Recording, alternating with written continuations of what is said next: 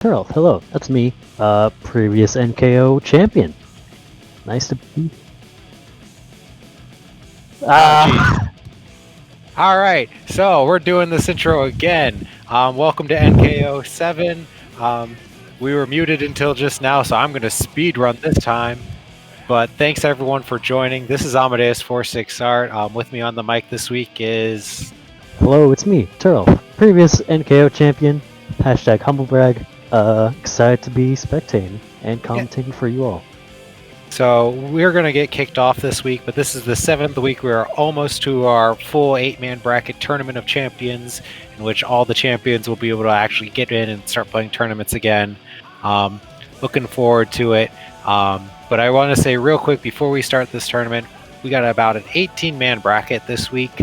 I had a few people drop out. I just want to say that as far as this tournament is concerned, this is a completely don't worry about it too much about how good you're placing or how well you think you'll do in tournament. I've had people tell me that, well, I don't think I'm going to play too good this week, so I'm not going to enter the bracket. And you know what?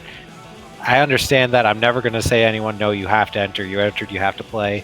But please just enter anyway. Get the practice. It's all good. No one's going to call you out on going to. It happens. Tournament's fierce. Think of it like casuals, even. Yeah. Have fun with it. So, we're going to go ahead and get started. I see a lot of people joining the lobby already. Hopefully, that's a great name. I just want to say Thickness. That's a I love that name. He'll be up soon. So FNTR and Hasback get started. Just for the record, I'm sorry for being late to this stream. I got home from work late, and then I immediately went to go do my gacha login bonuses. So sorry about that. I was gonna say it's okay. You're a busy working man, and then you pulled up the gacha. I'm like, well. You know, I started playing Azure Lane earlier this week, and I've been setting up my formation. You're all here terrible. on commentary. Back to the match of what really matters. Anyway, son versus father. FNTR, a very strong Sin player. I would say definitely one of the favorites to win this tournament. Versus Kazbak, who I think is a face that we have not seen here before. So definitely going to be an interesting matchup here. I know FNTR is hungry for that W. He's fiercely looking for it.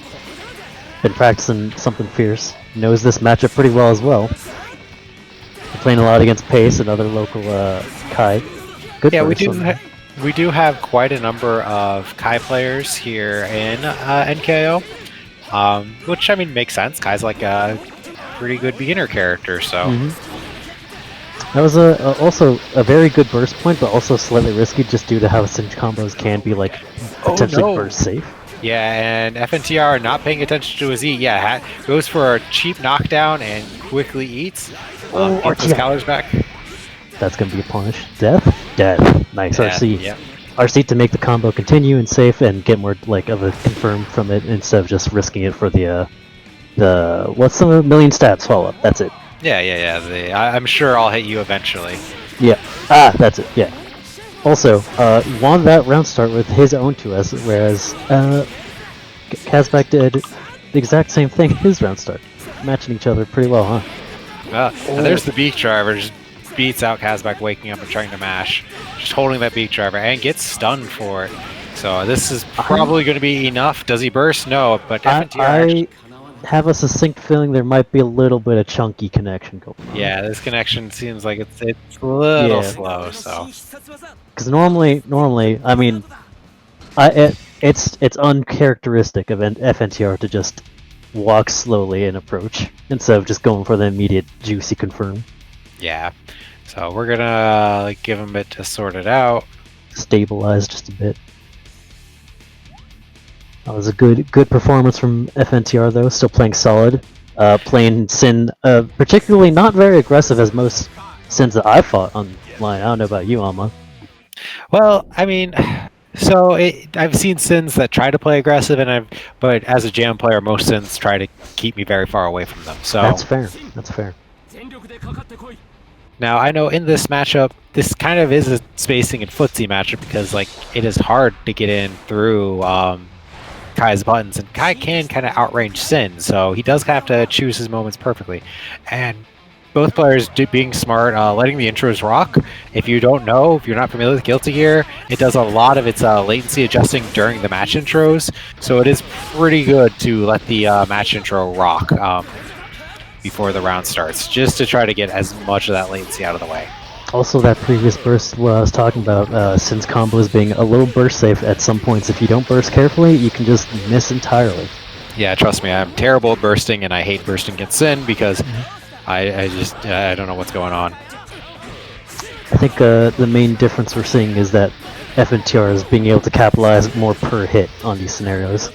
Yeah, and that really matters a lot. Kazbak trying to make space there with fireballs and FNTR, using all the tools available to him as well to close that space carefully. Using the PRC slowdown to get a nice air throw guaranteed confirm, unless Kazbak had a counter RC, I don't think he could have escaped that, if I'm not mistaken. Yeah, RC into air throw, really, really strong in this game. Always a good use of meter. If your opponent's jumping, you can usually just RC and throw them. I always think Sin's an honest character, and then I see frame trap into DP. Listen, why are you pressing buttons? Stop. It's my turn. Why are you frame trapping me with a DP? That is because I can cancel it, you fool. Alright, I'm going to start frame trapping you with my DP then. Is that going to No, okay. No, I was like, it'd be cool if it did combo. Gets the counter. There good burst bait, but whiffs the punish, but you know what? He's dead. Unfortunate. That's 2-0 for FNTR. Just bonked his dad on the head. Man. I mean, cold-blooded out here. And I need to be in the proper view for... Good showing from Kazbak, though. Did some very, very good Kai fundamentals of, using your buttons to space people out. Yeah, I mean, the classic stun edge YRC, right? It definitely looked kind of chunky there, but can't really complain. Yeah, it's the state of things are, but you gotta take the good from what you can from that play. Like focus on what you did right instead of just what went wrong. I'm calling the next match to stream, which is going to be The Thickness versus Cade. Yes. I don't know. Do we know who The Thickness plays? No, he's I'm not sure. I know he's a new player that signed up just recently. And of course, Cade again, one of the favorites to win the tournament. Very strongly. Ooh, Zato versus Leo. So this is our second Zato we have. We got our other Zato being Puns recently making a document on how to play that character. Recommended.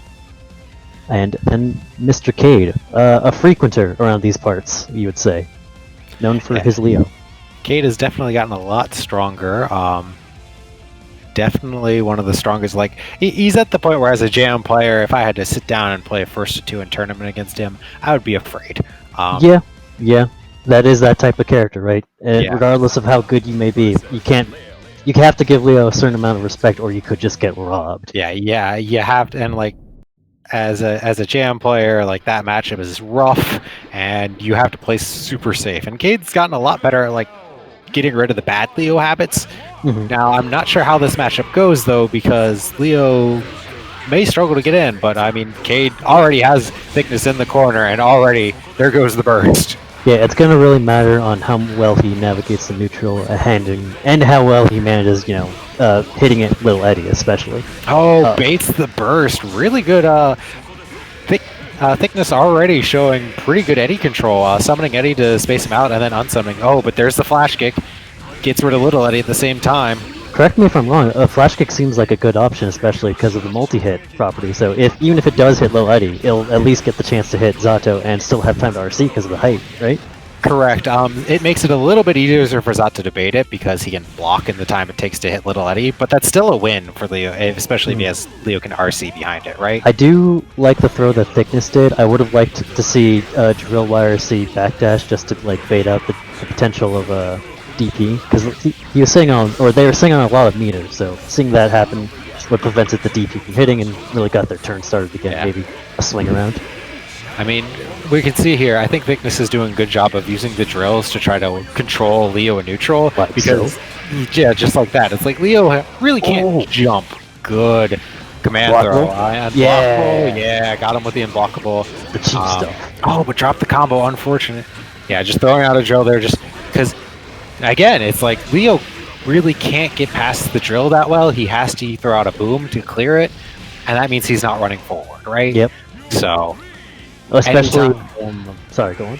well, anytime Zato throws out the drill, it's out there, and he gets summon Little Eddie, and just recalls him. I like that. Get the Eddie back on the field. Unfortunate, get caught in the blender now. Nice. I have not seen Cade do that until very recently. Actually, I haven't. That's the first time I've seen them do that against anyone. Actually, I think. Well, I've definitely seen him go for the cross-up Okizeme, but that was You know what? I'm a Viking player. Never mind. It Yeah. tracks. he definitely goes for it, but the 5D on it afterwards definitely strong. Oh, Nobiru saves him from that jump out, but has to unsummon Eddie, gets his meter back. Good management of Eddie meter, but he's gonna get Eddie past it, but has to block the. So Eddie just disappears immediately. Ooh, burst on the trade. That might So much going on. Oh, wake up get throw. through. Let's go. All back. right, just Good doesn't block. even bait the wake up flash kick. Could have Oh, gone for it. gets- Just goes to the command throw. Really strong showing from Thickness. Yep, that's very like Cade showing that he knows how to at least block against this character, but the problem is not always blocking Zato. Sometimes you just gotta know when to escape. Yeah, I mean, if you're not throwing out those jabs in the gaps against Little Eddie, or understanding when he might go for a command throw on you, really you can't just hold down back all the time against True. Zato. You do have to have an active defense. It's Early important. burst. Like, granted, it's important to FD him out so you can make some more space for him to have a hard time mixing you up. But the space is also giving you time to hit Lil Eddie and get your turn back. This round is looking amazing for Cade. He's using Yeah. the Fireball to kill Little Eddie and get in, and then got that counter hit 2H. That's his favorite. And that's it. That's round. That was That's the Cade round. That's his favorite. He'll get you one time with a really good starter. You're in the corner. You get hit. Super confirmed. You're dead. yeah. So really good showing from Cade. Good adaptation. It looks like he's using the Fireball a little bit more, not necessarily using the Rekka. Trying to jump out. Ooh, 2P whips on Little Eddie, but that's okay. Little Is Eddie's it- gonna be unspawned here, so he's not gonna get good Okizeme here. Cade should be realizing that. So I Alright. think maybe just an extra bit of challenge in this matchup is the 2P might not be as good as it could be to destroy Lil Eddie. Similar Oh. problem to Sin's 2P where it just like barely misses him because of how it's Ooh. angled. Yeah. So good counter hit there. Unfortunately, again, yeah, drops in the combo again though. That's 2 counter hits now. You can't be dropping them if you get. He's Two giving it to you. two unblockable overhead stars, which for Leo was really strong, especially in the corner. Now Leo can be using his his crouching slash to clear Little Eddie. I'm sure. His crouching slash is really fast, and For sure, but in those corner scenarios. There's the okay. 2B, yeah. It's gotta be spaced then. Gotcha. Learn something. and catches the mash and gonna go 1-1. So good adaptations from Cade. I'm Nice seeing. Cade. I think that was. Mm. Yeah, I think that's some good adaptations from Cade we're seeing, because like he definitely started throwing out fireballs more, started playing around the drill better, making sure Eddie was stayed down and making sure pressed. Anytime you have Eddie dead on the field or you see Zato go to the air, you generally want to try to chase him down. All right, now Just he's get knocked that down. bar back. Oh goodness. Oh yeah, screwed up his pressure and gonna lose Little Eddie for it, but he got about a 40% of Leo's life gone. Yep, a significant amount for sure. All right, got caught by the overhead crouching. Yeah, has to burst that. Oh, but right onto the drill. Gold burst. Let's Yeah, go. How you I guys think, been? I think that was a I don't want to block burst, and I got lucky and got a gold burst. We take All right, those. kills Little Eddie, and you know what? This is It's- fine. Yeah, that's worth it. Yep, It's becoming a factor into this as well.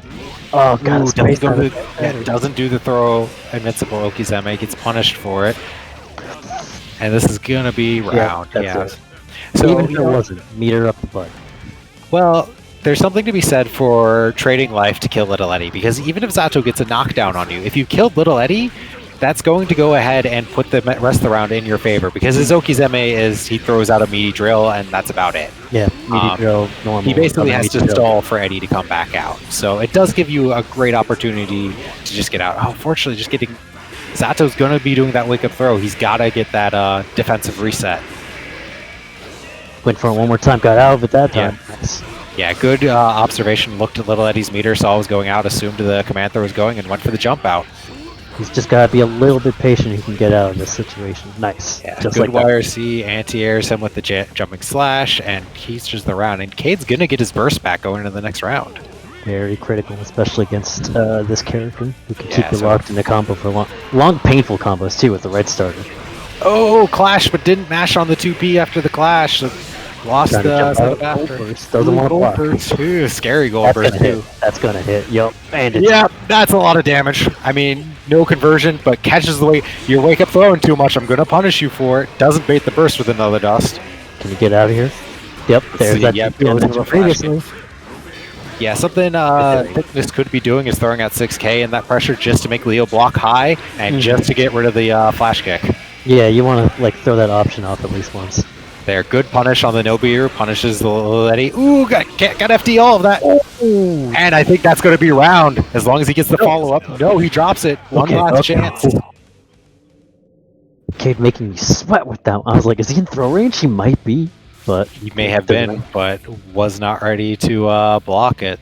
yeah, maybe just that moment's hesitation. We'll never know. All that Good matters is showing, honestly, though, from Thickness. I mean, Cade is definitely one of our strongest players here at NKO.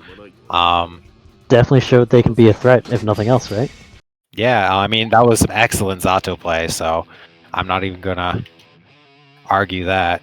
All right, so calling the next match to the stream lobby. It's going to be Phoebe and Lasagna. Ooh, So this is going to be a good one. Yeah, I think Phoebe, I don't think we've seen her play since the team tournament, actually, so it's been a bit, but while it did happen off stream, her Jacko play was very strong in the team tournament. She ended up OCVing at least one team, and Lasagna's Venom has been getting very, very strong. I think it was my team. It might have been mine. It might have been. I remember playing against Phoebe. I just don't know how badly she wrecked us. Now, catch is about this matchup is if Phoebe is still playing Jacko here, Jacko versus Jacko versus Venom is not necessarily one of Venom's favorite matchups, right? Really? You know, this is actually a first for me. I've never really seen this matchup. It's all right like, for Venom until Igus comes out, and then when Igus comes out, the matchup's over. Everyone real gangsta until the Igus pulls up. Yeah, Gotcha. unfortunately, Venom's whole idea is that I'm going to throw projectiles at you, and you know, if Jacko just turns off projectiles, then suddenly Venom's like, well, I have my buttons, and that's it. Yeah. So, but I mean, to be fair, those are some pretty good buttons. They are, but he loses basically all of his special moves and all of his space control, and he is unable to really clear houses that effectively. Yeah, so his his normals aren't really super spammable. His best trick to breaking houses is actually 2P, 2D, because 2D has 2 hits and both of them hit. Yeah, so the 2D has, because the 2D has such a gap in between the 2 hits, it'll actually hit both houses. But that is a big commitment, pressing that 2D and whiffing it. A lot of recovery time, all counter hit recovery. And if you know your ranges and your counter hit combos from distances, that could be your benefit. Now, my question is, does Jacko's 3H beat Venom's 2S? And I think we're going to find out what happens. Never mind. Yeah, I mean, immediate round start 2S and immediate backdash, that's fair. You know, I have not seen this Jacko color, and I already love it, so thank you, Phoebe, for introducing it to me. All right. What's my color? It's Granddad. So, immediate burst gets the K-Ball Oki, and here comes the organ. Now, as long as that blue field is around Jacko, any projectiles that enter that are just going to be disabled. So it doesn't last very long. I like Phoebe presenting the wake up throw option because since Lasagna went for the empty low, it just straight up beat that option since Lasagna didn't have a ball on top of him. Yep. There's the K-Ball Okizeme, gets crossed up. But 6H doesn't care. Knockdown. Nice IAD.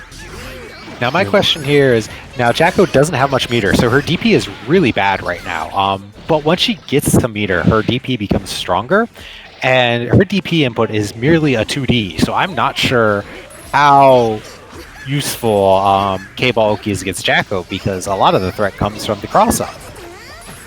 So I have a succinct feeling that maybe Jacko 3H loses to Venom 2S on account of Phoebe not going for it at all. Good point, and you know what? It's hard to find a character that has a way to beat 3H, right? That's fair. Or a way to beat 2S. Alright. Now, as long as another feature about that Igus field is as long as Jacko's minions or houses are within the field, they can be knocked back, but they will not take damage. So the house won't lose any HP, and the minion will be knocked back, but it will simply just start walking forward again. Ooh, jumps over the carcass, gets the knockdown. No Okizeme though. And unfortunately, the only house up right now for Jacko is the Mage House, which is basically going to keep... It basically means Lasagna can't jump, but Lasagna is not a very jumpy character anyway. No. Only trying to get this jump in to clear the house, or the clear the minions. Well, throws the house at Venom and gets in off of that. The house toss a very strong option. Ooh, good air throw. Oh! And it went right back at you. Gets the combo. Knockdown. Nice. Mix. Yeah. And gets the safe jump, just doesn't block the mid. Good damage. Another low. Yep. Alright. It's going to be a low one. Nope. Goes for the life or meter. Well, no, this is just OTG damage. Alright, Jacko has to FD this. Now, as long as... crouching recovery makes 6P whiff. As long as Jacko is blocking, she's still winning because the minions are still there. And yep. Now, they cannot chip Venom out like this, but ooh, gets the frame trap on the far slash. So 1 HP is gonna... That's the issue with that, right? Like, as long as Jacko doesn't get hit and she's got the houses, she can just chill. If your defense is solid, then you're set. Yeah, I mean, the way to beat that is you walk up and you throw Jacko. Her DP is not throw invul, so you can throw her out of her DP. Really? I didn't know that. Well, that's the trick. Now, the problem is the Jacko player knows this. It's kind of like Biken players where they know that they're weak to throws, so they're going to be mashing throw. Ooh, deadass Morbid.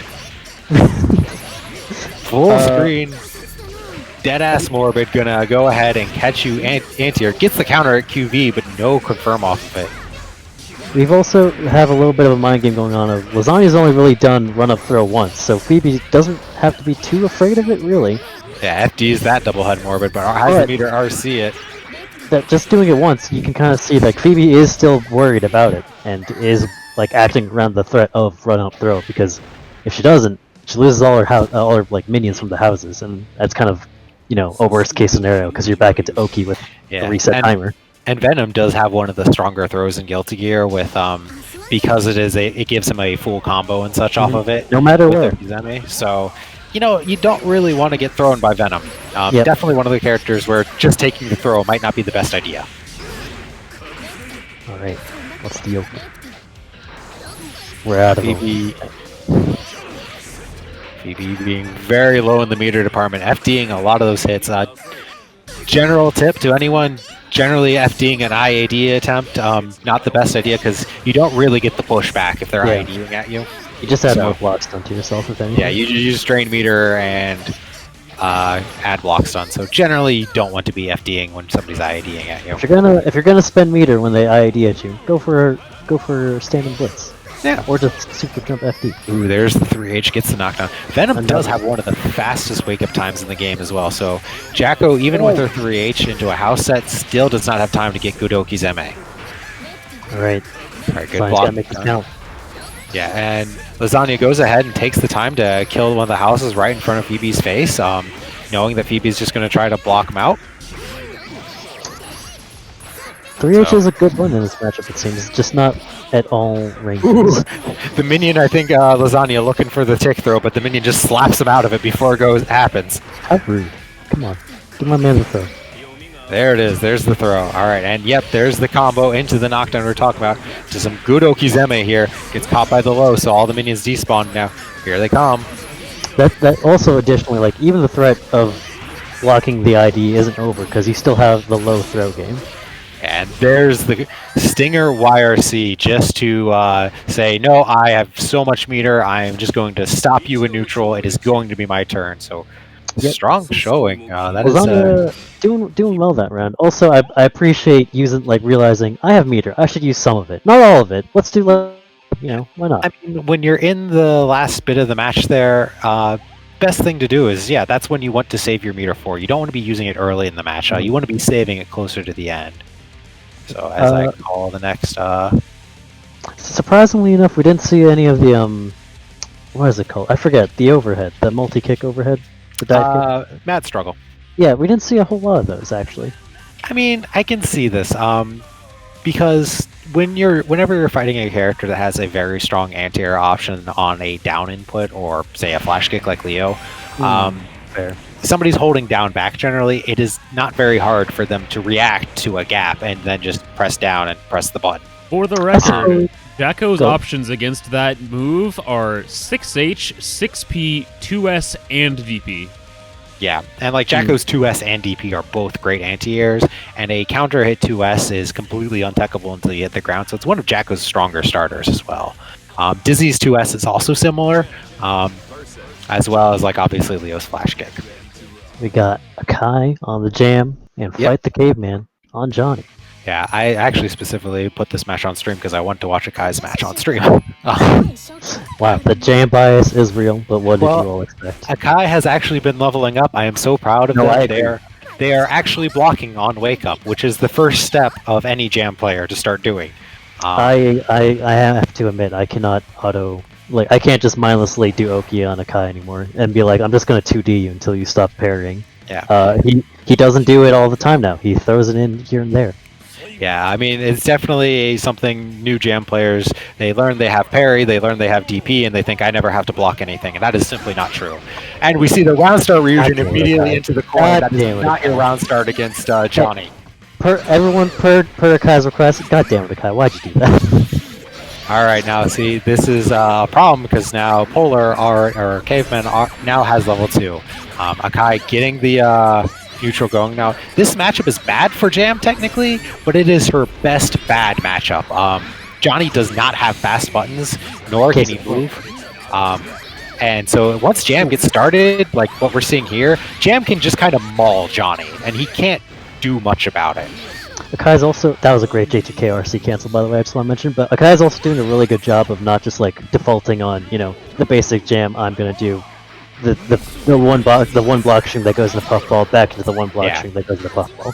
Doing some IAD cancels, some J2Ks, some 5Ks.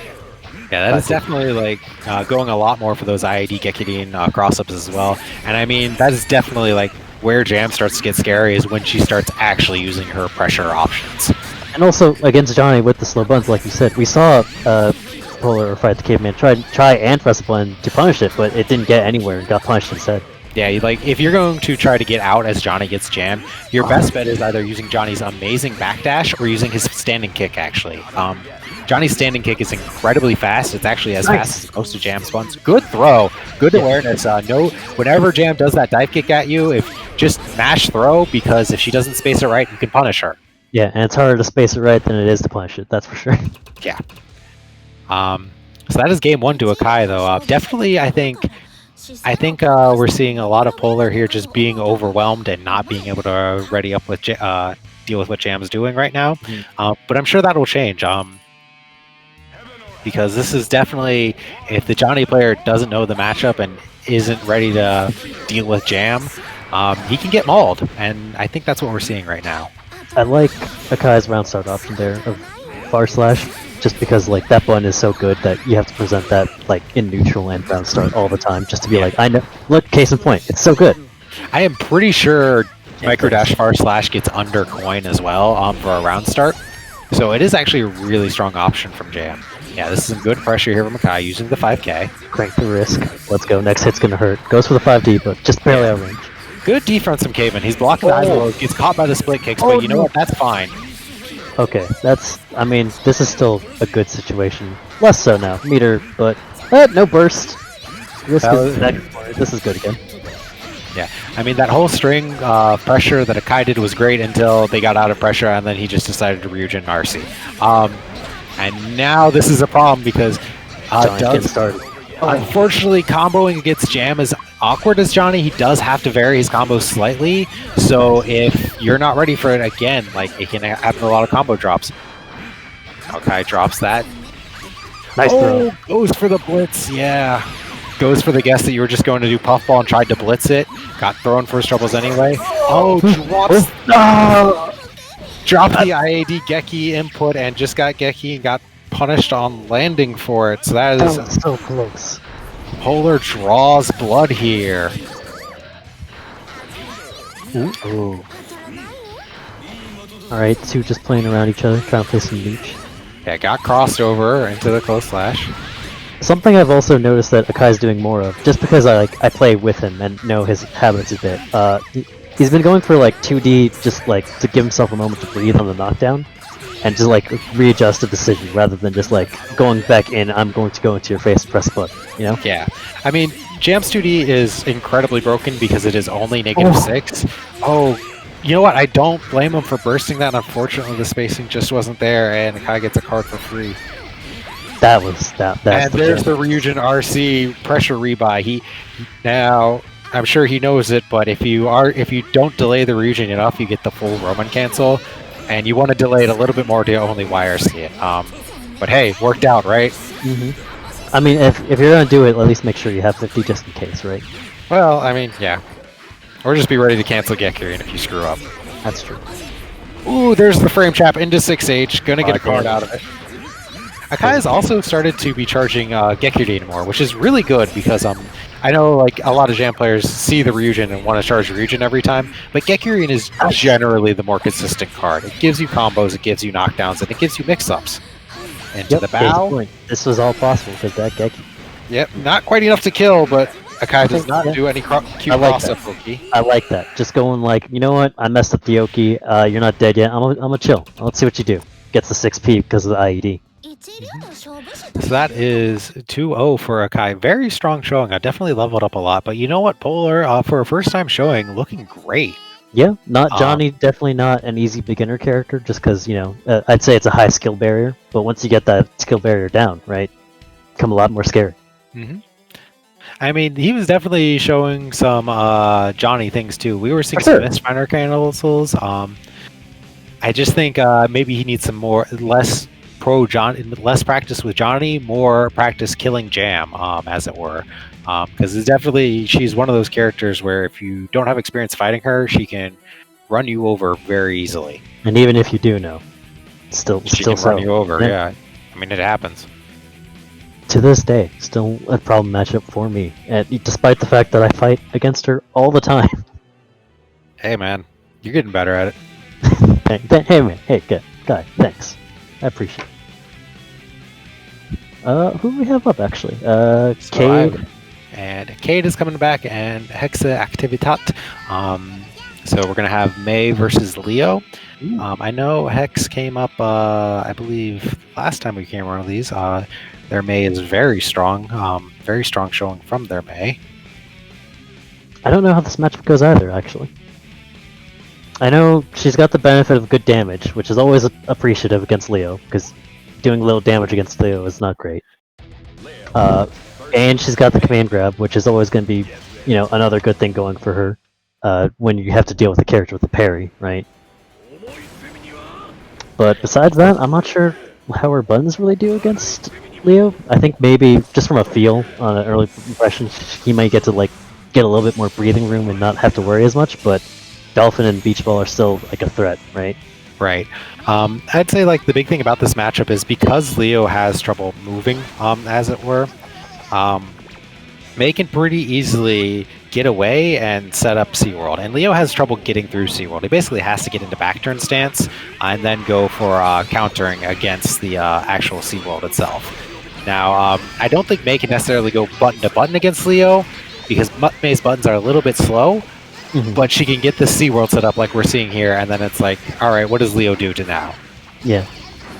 Maybe both sides have to chill at certain respective ranges. Ooh, gets the cross up with the Dolphin. That is a reversal option I hadn't considered. It just ignores his back turn case. Well, I know that May is frame 1 airborne on horizontal Dolphin, I believe, and I believe she has a little bit of invul on the way up from up Dolphin, so it is technically a reversal option. That's a lot of damage. Oh, but unfortunately, May's lightweight lets Hex get out of the combo. Gonna throw out the whale just for the plus frames. You know what? Safe. Ooh. And Doesn't the block overhead. the overhead. No. That might have been the mid, actually. I'm not sure. It looks like it's in the air. Yeah, that is a very good button for catching air jump outs if you don't FD it. All right. Hex in the blunder, but gets out with that strong 2D and baits the burst. Really strong, good OS with the 2P. Yeah, also maybe a bit of a panic burst, because like you saw just there, if it hits regular, he doesn't lead to anything. You have no reason to really worry about it. Right. All right. Good good block on the Irons and then counterattack. That is generally what you want to be doing when you're fighting against Leo, is you want to instant block that first hit of the Rekka and then take your turn back. It's hard for Leo to continue pressure there. All right, Kate in the corner. Yeah, stop mashing. Tired of you, but Hex does have all this meter. What's the wake-up option? Gets caught by the overhead. Gets caught by the overhead. Oh, doesn't go for the back turn punch, but you know what? Just goes back to back turn stance. Oh, no punish though, because of the YRC. Ooh, that was close. I don't know what Hex was pressing, but good choice on K to use like the farthest reaching fast normal he's got. Hey, you know what? Flash kick and just the angry burst from Hex. I think that was. Yep. Bet you wish you had it back now though, because there goes half your life. That seems hard to air actually. Yeah, that is hard. I mean, you generally want to jump up and block it in the air, but while May is on the way up, it is still air unblockable. Ooh, gets caught by the third Rekka. Not even meter RC. That's okay. Definitely getting a little bit aggressive here. Yeah, I think he's tired of trying to have to like something like May does really well in my opinion is like her Oki and pressure aren't like, they don't feel oppressive, but the more and more you block it, the more you're like, I'm sick of this and I want to get out. Ooh, there's the 6B, yeah. Oh, God. Oh, what? That's death. Okay. Cade, did he, on purpose? Did he do that input the right way and got... Okay, Cade's saying it was a complete accident. Okay, yeah, because I can imagine him going for like the back turn, you know, the parry, right? That makes sense. But then like the side swap would make sense that it triggered the super. All right, you know what, Cade? I'm going to tell you, never admit fault. Yeah. No, I knew I was going to cross up. Hold this. Yeah. No, I dashed forward on purpose, actually. Give him the old GG's get wrecked club. All right, so that is game one to Cade and quite the ender. All right, now we see here Hex doing a good job of just setting up the C-roll and just trying to walking her way out of the corner. Unfortunate burst though. Good block on the. Never mind, got hit by the overhead. It's not easy to block until you get the hang of it. To be fair. Oh, but the wake up throw. Combo. Yeah, wake up throw into full combo. No Oki though, but it's okay. Get a little bit chunky from the looks of it. That's fine. Yeah, a little bit chunky. Got countered by the 2D because of it, but you know what? Looks like it's smoothing out again. Try to bait the dolphin, I think. Ooh, I like that. Just summons the dolphin just to run away from Leo, because Leo has a lot of trouble chasing. Ooh. Alright, meaty 5P. Meaty, I don't have Oki. Ooh, but that far slash. Alright, this is plus. It's fine, it's fine. You got the plus frames and catches Hex trying to IAD out of the corner. Yeah, if you're not familiar with how to deal with that pressure while in the corner, it can be suffocating, right? I mean, if you want to try to get out of the corner, super jump IAD out, generally a good idea, but just didn't work out for her there. Oh! Wasn't ready for the follow-up, though. Wasn't holding up or forwards. It just smacked Cade away. I like Cade, like, calling out the fact that Hex isn't doing, you know, like, either guessing he's on the aggressive flash kicks or, like, using Oki, because the fact that you're just running up on Leo not being a little bit defensive because he has flash kick, you know. If you're gonna get flash kicked if you don't like respect his option. Yeah, I mean, we're seeing Hex maybe a little bit panicky here, landing those 5Ds and honestly doing a good job in defense, but just not making her hits count quite as much. I do want to say that's a problem because Leo has such a damage output and getting caught by these overheads. Another 5D. That's like the second time now that same interaction. A delayed 5D. I do want to say that Hex did an amazing Abare during like pressure to get out, not hit by that 5D. Whether intentional or not, don't tell me. It was sick. You should take credit for it regardless. Like Cade should have done. You fool. You winner. You fool. No, good job, Cade. That was a good round. Glad to see you kept his composure. You know. Yeah. Ooh. So I mean, good showing to both players. I think it did seem like Hex got a little bit like flustered there at the end and wasn't quite ready to confirm off those hits. And I think that's really what came to it because she was still doing great Abare, great way to get out of pressure, just wasn't making her hits count quite as much. That's Leo effect though, right? Like if you're not on top of it, it can just drown you, and then you're panicking like, how do I get out? How do I get out? I need to make my turn. And then it's all over. Been guilty of it myself for sure. So next up, we got Pace versus Lasagna. So we are definitely. This is going to be one of the matches to get into top 4 here. I believe, if I can read a bracket right. I don't think I can. But both these players very strong, both of them. Pace definitely one of the favorites to win it, and Lasagna definitely a very strong Venom player, who I would say is on the short list to graduate as well. Mm-hmm. For sure. Both of these players are gonna have them big buns, them projectiles, the good 2Ds. It's a lot of similarities, but let's see how they apply them. Mhm. I don't actually. I think Kai feels a bit more solid, or at least more consistent in this matchup, in my opinion. Well, Venom wakes up very fast, so it can be a little bit hard for Kai to get Okizeme on Venom, but Venom does have to adjust his safe jumps on Kai as well. So there's a lot of interactive matchup knowledge, and you can just 6P straight through a stun edge because your 6P is amazing. Yeah, just you move all your body away and up to the knees. All right, Pace burning meter as soon as he gets it with that stun dipper. That can be questionable. Having a life disadvantage like this against Venom and no meter is a problem. Venom is a character that can do a lot of chip damage.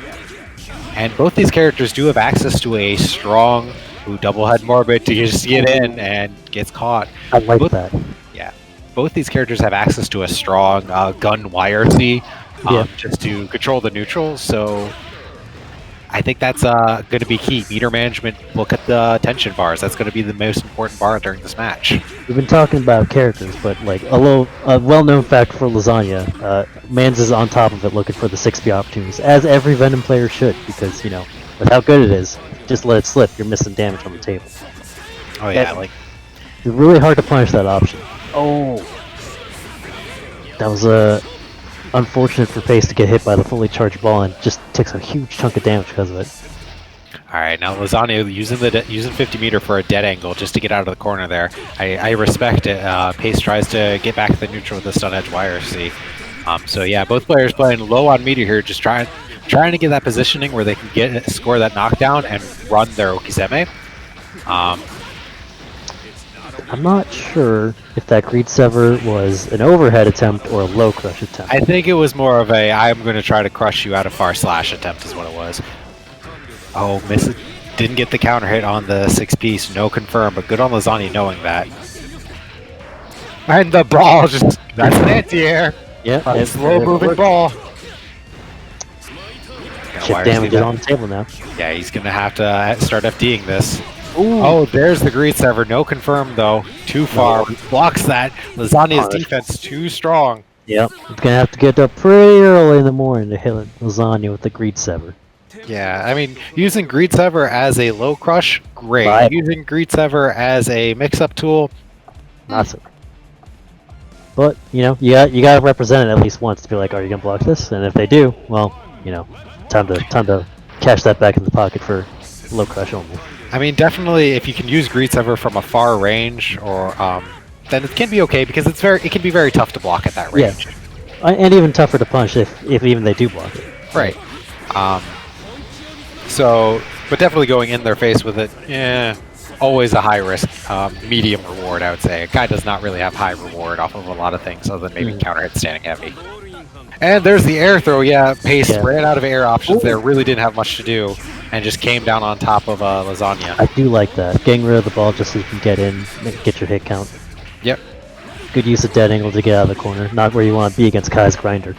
I think Pace is having a lot of issues here dealing with how do I deal with Venom's projectiles in the neutral. I think Lasagna's caught on to that. Lasagna is just setting a ball and letting it rock, and Pace is having issues maneuvering around it. Oh, but Lasagna not looking for that overhead, actually gets caught. Yep, rare instance of an overhead hitting. All right, that's what I want to see from Pace. One up FD break. Unfortunately, a little bit too late there.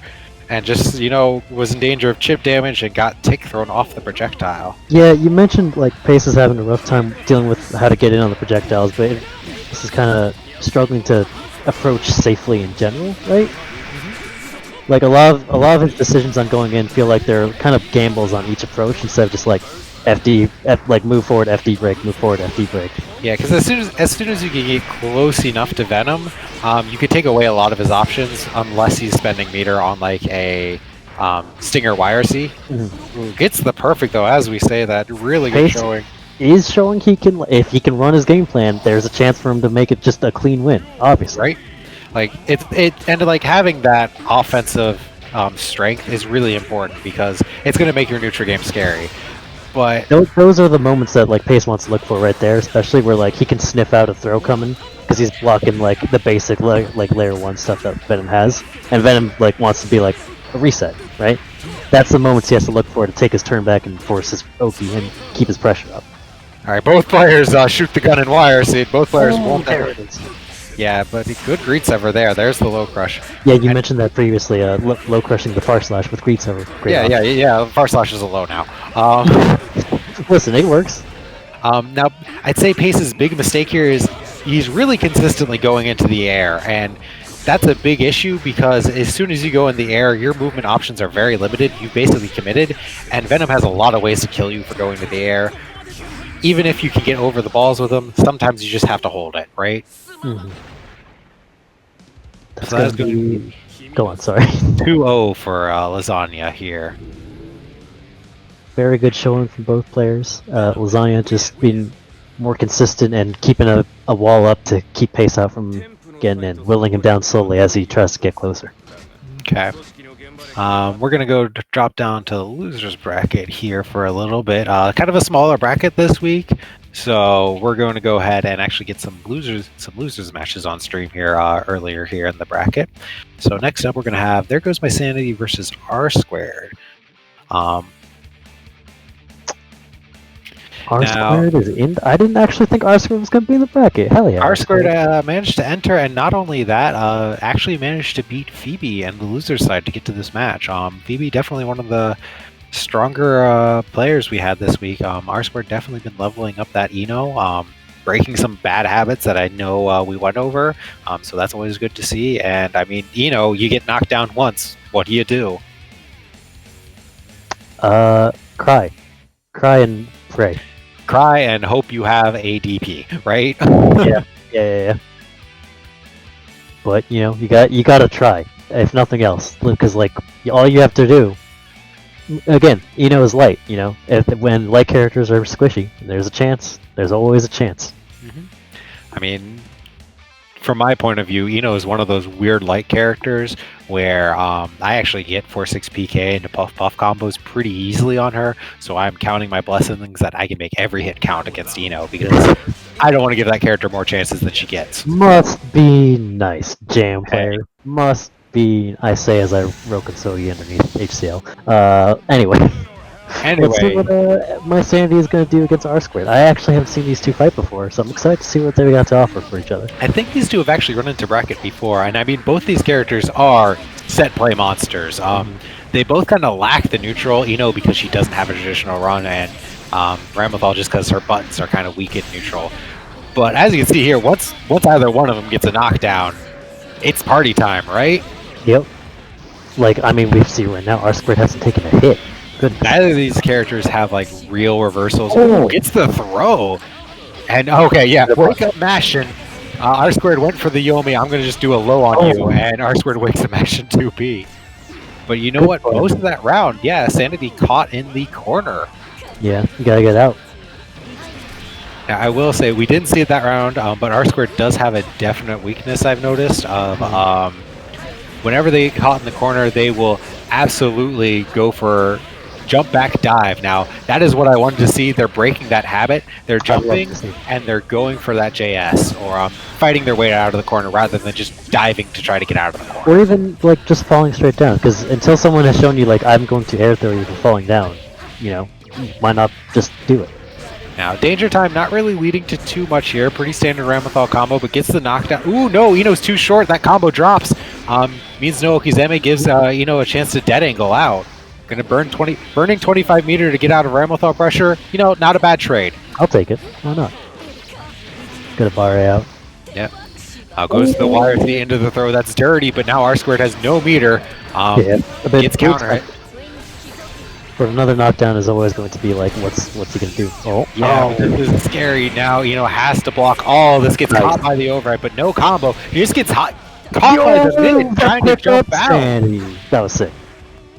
Just gets Sandy. caught trying to jump out by the mid. Yeah, I mean, kind of that's the threat is you burned all your meter. Now Sanity can just do whatever they want in neutral. Chip- That not includes chipping you. being plus 2,000 frames. As we say this though. I mean, yeah, we're looking at another repeat of round 1, right? Yeah, I need to see Sandy like super jump FD ID out, right? Like, Yeah, unfortunately, getting counter hit here, getting caught in the corner, trying to fight their way out with far slash. There, finally got a hit, finally gets a little bit of space, but look at the life bar difference. And a random getting tagged randomly in the air can end it like that. Ooh, goes to the gold burst. Can't punish that though on the ground, but sword set a little bit too slow. I noticed that Sandy likes to go for like jump or double jump sword set instead of like they don't present. I believe it's JH, the big sword, right? Yeah, attached JH though, following Yeah. the spike in JH, but bigger. Yeah, Yeah, they don't present that option a whole lot to like dissuade people from always going at the exact angle that they've been hitting Sandy at. As I Yeah. say that though, Sandy does it 3 times in a row, so I'm mean- a liar, evidently. I feel like that button can be especially good against Eno. Because she doesn't have a traditional run, it can be hard for her actually to anti-air people because it's hard for her to move into position to anti-air. While she Sorry. she does have strong air-to-air moves, but and her 6B is good, but she just can't be in the right position at the right time all the time. So using that JH, falling JH, ooh, wake up explosion, I'm not blocking. Yeah, I mean, good option. R squared hasn't shown a safe jump or an empty like threat once, so you're gonna keep mashing. You're low on health. It's you want to make it your turn because You did not respect the meter, as we say. He hasn't respect the meter. Damn, I forgot. I forgot. As we say in NKO, respect to the meter. Yep. When your opponent has 25 meter and they have a reversal super, hey, you can see just as well as they can reversal you now. Yep. Make sure your Oki ain't whack. Oh, Nice burst. yeah, Anyway, good burst. set I up. mean, it's important to burst early against Ramlethal. Just know you're bursting in a place that's okay to burst. Don't be bursting your 4P mash. So previously, R squared did show the empty wire C throw, which I really liked, but I like it especially that time they did it because it was close to the corner, and like R squared has shown that in the corner you are going to die. So really, really fond of that. Kind of set up an unblockable there with the trance. R squared just did not have enough meter, had to FD all of those grounded hits, and unfortunately ran out of meters. That's unblockable. Yeah, and a bit of the scramble kind of caused him to get there because he's like, I don't want to be sitting and blocking against Ram because I'm not confident or I might worry and think too much and not block the overhead. And because of it, just ran out of meter and got hit anyway. Right, back to round start though. 1-1. These two fighting a good fight. Love to see it. Nice block. All right, yeah, early burst again. Ooh, but unfortunately whiffs the JH. Yeah, gets thrown in the corner and kind of a scrambly situation here, but Eno's got a ton of meter and goes for the dive. Ooh, R squared got to get down. The big thing I want to see from R squared here is, I know it's not always available to Eno, not really too much note Okizeme going on, right? Like, if you can get the note Okizeme out, It's a super strong option. You gotta present it at least once. right? Like right there, you had a knockdown. You have time to get out a note here, so why are you going for a standard high-low? Just throw out the note and then do your high-low. Bad burst, But there's a unfortunate. barrage hit though. Unfortunate for both ends. Oh, Yeah. but And I scoops mean, out gets the back. air throw. Yeah. Just things, right? The horizontal I'm going to throw you. Her JH is really good, and she's probably doing 446H, so Anyway, hey, so yeah. Gotta block that low. there's the low. Yep, it gets caught. No good conversion, but gets the knockdown from it. Yeah, we take those. Knockdown? No knockdown. Gets Oh, thrown in drops the corner. combo. Good Ram reversal throw, yeah. No ram time. Out of the corner. Nice. Yeah, but R squared finds a spot to hop and get out of the corner. Going for the throw again. Doing it a few too many times maybe, but it was a little help. I don't know. Can she combo in the corner off throw? No, right? Ramathal? Or Eno? No, I believe only with meter. I think otherwise, kind of just has to parse that. But that is was a 2-1 for R squared. R squared looking really strong this week. Yeah. Definitely one of the leveled up quite a bit. I know they had a lot of issues with just bad defensive habits, and again, I want to see that Nodo Kizeme a little bit more. But hey, overall good an show. improvement for sure. Yeah, both players improved a lot from last we saw them, in my opinion. I think just Sandy has to get a bit more matchup experience in how to like keep Eno from doing Eno things, you know, because as we saw, once Sandy gets their game plan going, it's the exact opposite, right? Like you don't get to play. You're in the corner, you're blocking, attempting to at least, and then you die.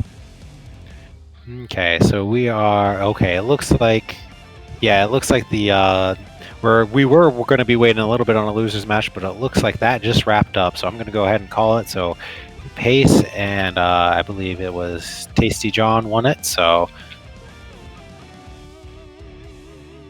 if I could find them in there. All right, so Pace and Tasty John will be joining us for the next losers match.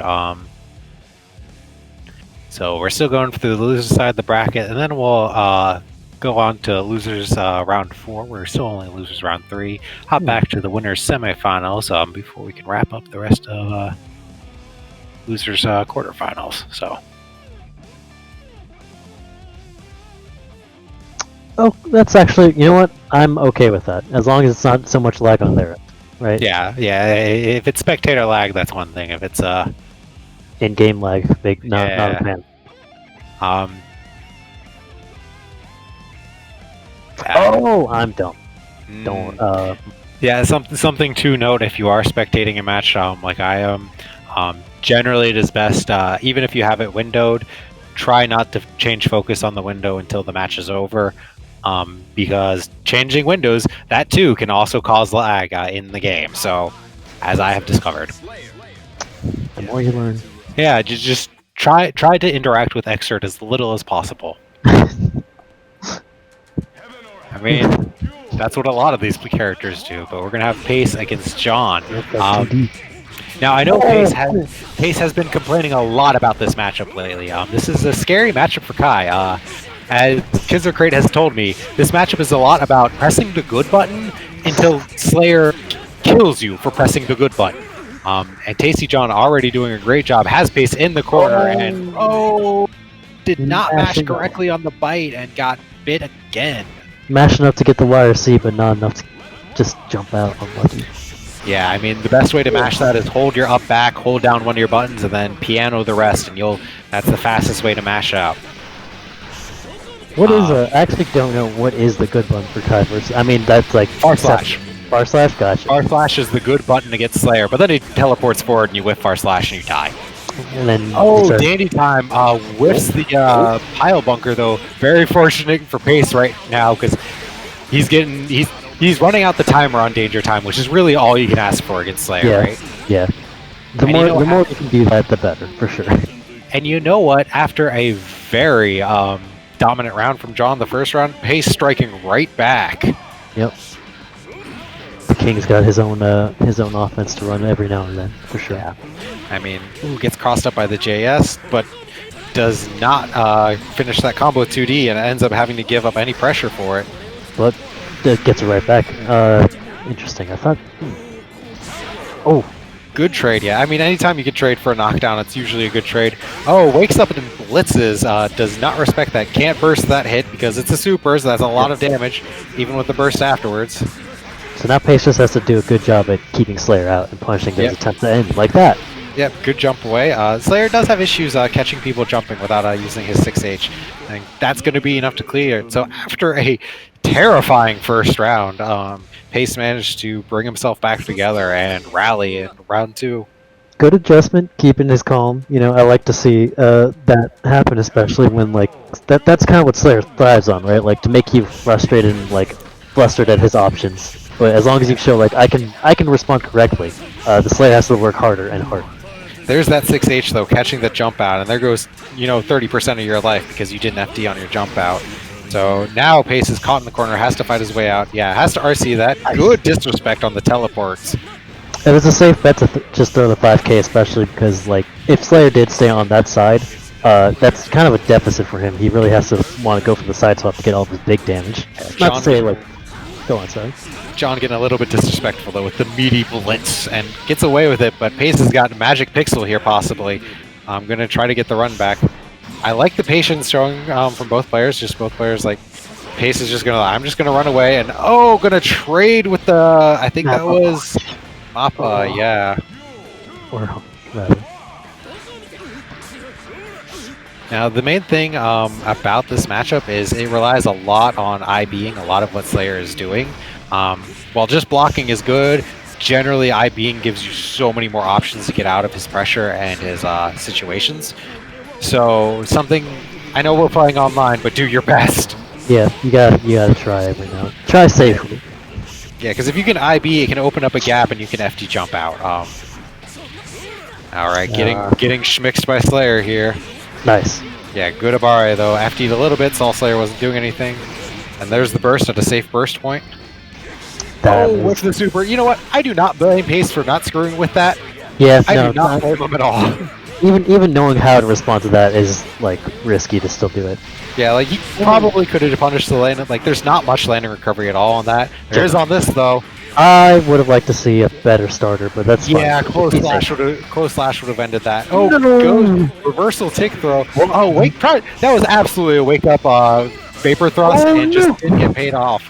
All right, Pace goes down 1-1 a little bit. Yeah, just this could have all been avoided if you had just punished with something better than a 5K. It's okay. He took that moment. He took as much time as I need to get back into it. Thank you, Pace. Yeah, I mean, I know if I was in his position, I would be beating myself up because I'm like, why didn't I just press close slash to start my combo? But I mean, you know what? It happens. Yeah, it's better to just let it happen, move on. Nice, good to bar it. Yeah.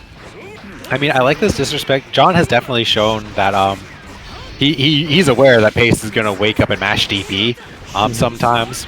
So Pace is taking advantage of that, and sometimes Pace is just waking up and pressing 2P. You know what? Take his turn back. Good air throw there, though. I would have liked to see Pace.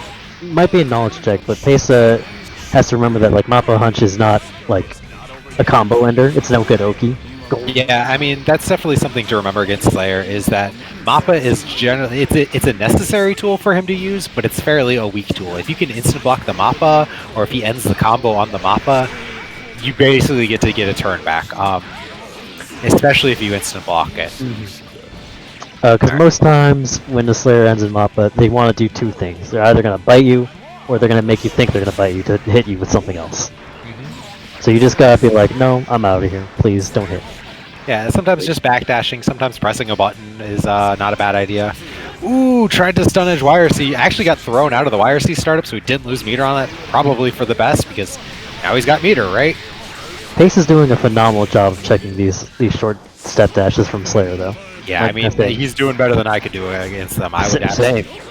I am really bad at dealing with step dashes. Ooh, bad spacing on the stun dipper. Had 50 meters to save himself. Yeah, good. Oh, 2D to God button. I mean, 12 frames of active there. Ooh, but a little bit too close. Gets a wake up throw. Doesn't get the full combo though, just to get the knockdown. All right, takes his turn back. Didn't I be the Mappa? Yeah, I like that. Don't challenge Slayer when you're trying to escape from him. Just run away and just focus on blocking. If he had come down with a button after that air dash, he probably would have gotten countered and exploded.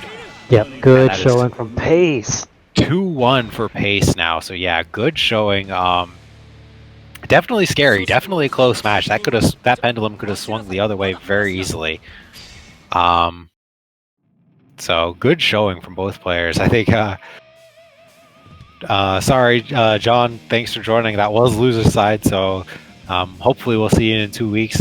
Good to see a Slayer come back after Mondo Cosmo graduated last week. True. Got some disciples in the bracket still for sure.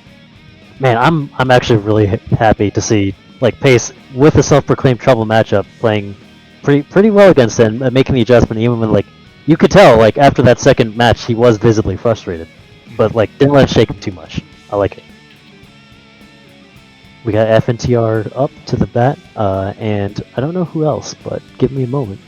Okay, thanks. So we're gonna see Sin versus Leo. Now I know FNTR was saying he's been grinding this matchup some and trying to hit the lab, turn into a bit of a tech monster, and try to figure out exactly he's asking what makes Leo sad in this matchup other than Sin's great range, and what he's been told is Sin's great range is what makes Leo sad. So yep. Not a good matchup for Leo, but that doesn't mean it's impossible. As most things in this game, if you get your win condition, it's all over. Mm-hmm. So we'll be probably seeing FNTR trying to play a good defensive neutral of just being the wall, right? Like you got to deal with me, not I have to come in on you. Especially Right. if he gets the first hit. Once the first hit's secured, it's like I'm not worried about you at all. I mean, yeah, like Sin does have a fairly decent DP against Leo. And that while typically his DP's biggest weakness is it's not too vertical, Leo doesn't really have a way to get vertical. And actually, like that DP works really well against Leo's cross-up tools as well because Sin just kind of turns into a hitbox. It's both So- sides, yeah, for sure. Also, Bull Bash covers the exact angle that Leo wants to approach because of his jump height. Case in point, the range. Just I'm not Yeah. over-aggressing, I'm chilling, punish Yeah, the whip. FNT are just staying all the way out here, and you know what? Bull Bash with that extended hitbox and gonna be able to hit Leo and clear the fireball. All right, I like this. FNTR is also he's weaving in and out of range just to keep Cade on his toes. Almost gets away with the backdash. Yeah, has to burst now. Yeah, he's a little bit scared. Oh, but doesn't have the meter to wire see that. Now he's caught in the Gorilla Land. Good IB to get the Abari out. Also, Cade actually reacting to the IBs on those first hits of Rekka, right? Yeah, I mean, that's really important. Yeah, has to eat. Couldn't quite. Maybe he could have done a 6H to finish that combo, but Would have been risky. chip damage. Gotta hold FD on that one. Which is like frustrating as Leo when you don't want to be pushed back, right? But Right. at that situation, you gotta. I mean, FNTR is doing a great job in the neutral here. Just like he's not always playing at that zone 3, and he's not over aggressing. He is ducking and weaving in and out of Leo's pressure just to throw Cade off on when can I throw a fireball? When can I expect him to run at me? Cade is constantly second guessing himself, and he gets in without heavy. Could get the momentum he needs now. FNTR got hit by the overhead. This is scary now because now you're in the corner against Leo. Gonna get a knockdown. You have 50 meter. 50 meter. Both players stare down for a bit. Gets caught by the overhead.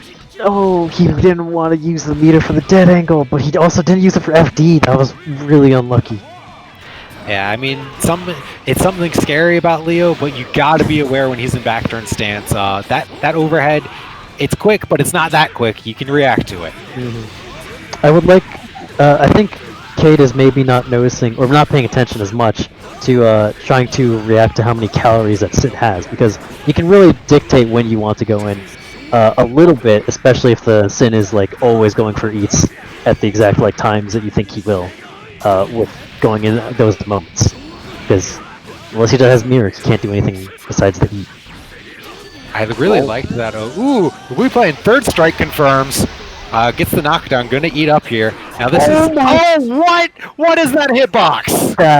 That's tilt worthy. That's so tilting. And Cage is coming into Twitch chat to say, "Lol."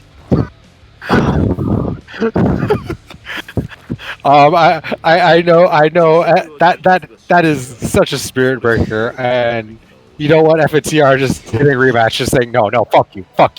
I'm gonna kill this man. I don't know. I would have taken that moment. I would have been like, that sucks. I gotta breathe. I wouldn't have. I would have absolutely just matched a rematch. Like I'm going to kill you now. Well, we got opposite ends of the spectrum here, ladies and gentlemen. Oh, trying to bait the burst there, I think, or just maybe drop the combo. It's possible. FNTR going back to this long screen. Unfortunately, yeah. I mean, those counter bull bashes, great combo starter, but you got to get a combo off of it. Otherwise, you're just burning calories and a little bit too aggro. A little bit too close to Leo for the aggression. Oh, but with the gold burst, this is a good situation for FNTR now. Now they're pretty equal in bursts. Oh, that's so much damage off just a 2P starter, too. And gets caught by the overhead. More damage. Overhead. All right, knockdown in the corner, but FNTR has a lot of meter. Yeah, gotta block those back turn heavies, people. He's got to FD all of Hit this. angle? No. Empty Just gets low. chipped out. Actually, Did looks he? like he got caught by the 2K, yeah. Yeah, empty low for sure.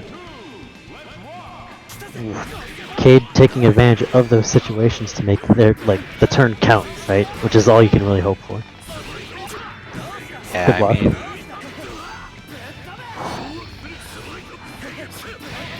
I mean, I mean, I think we've seen FNTR play really, really strong neutral here against Cade.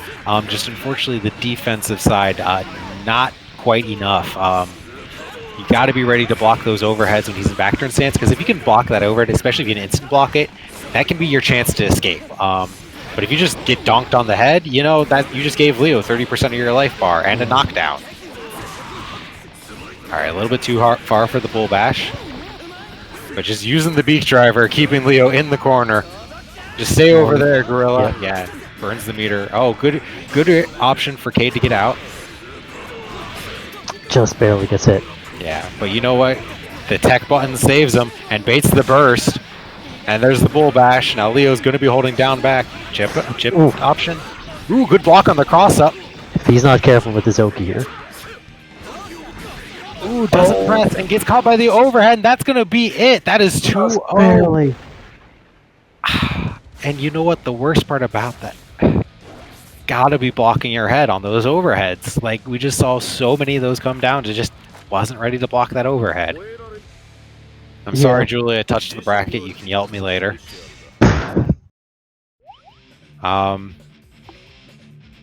Julie does not like it when I touch the bracket. Disturb the order of things. How could you? Next up, well, the rest of the matches are going to be on stream, so... And I am looking forward to this next loser semifinals match because we are seeing Lasagna versus Akai. Oh man.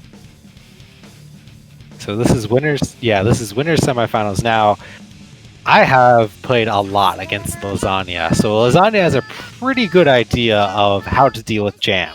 That said, Venom players hate this matchup, and for good reason, because Jam can ultimately just kind of press 6H, and Venom has to just respect that. At basically, like Venom, generally you think like, oh, I can press far slash and set a ball, right?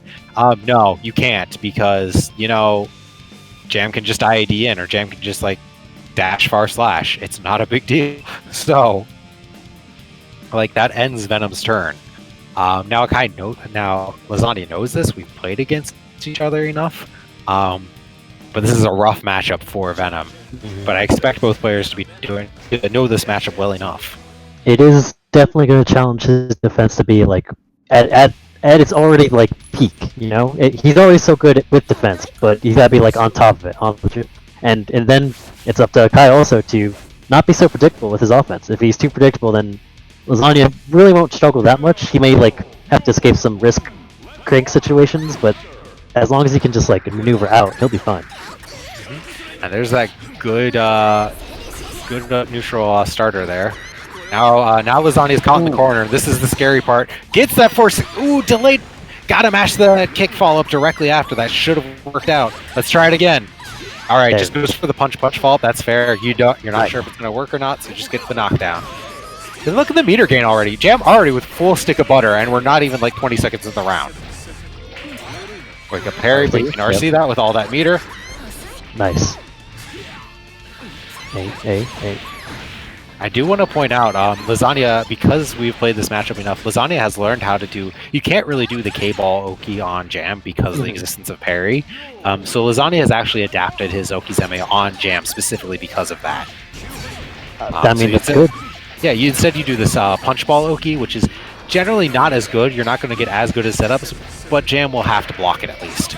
Ooh, there's the bar 2D, but no confirms off of them.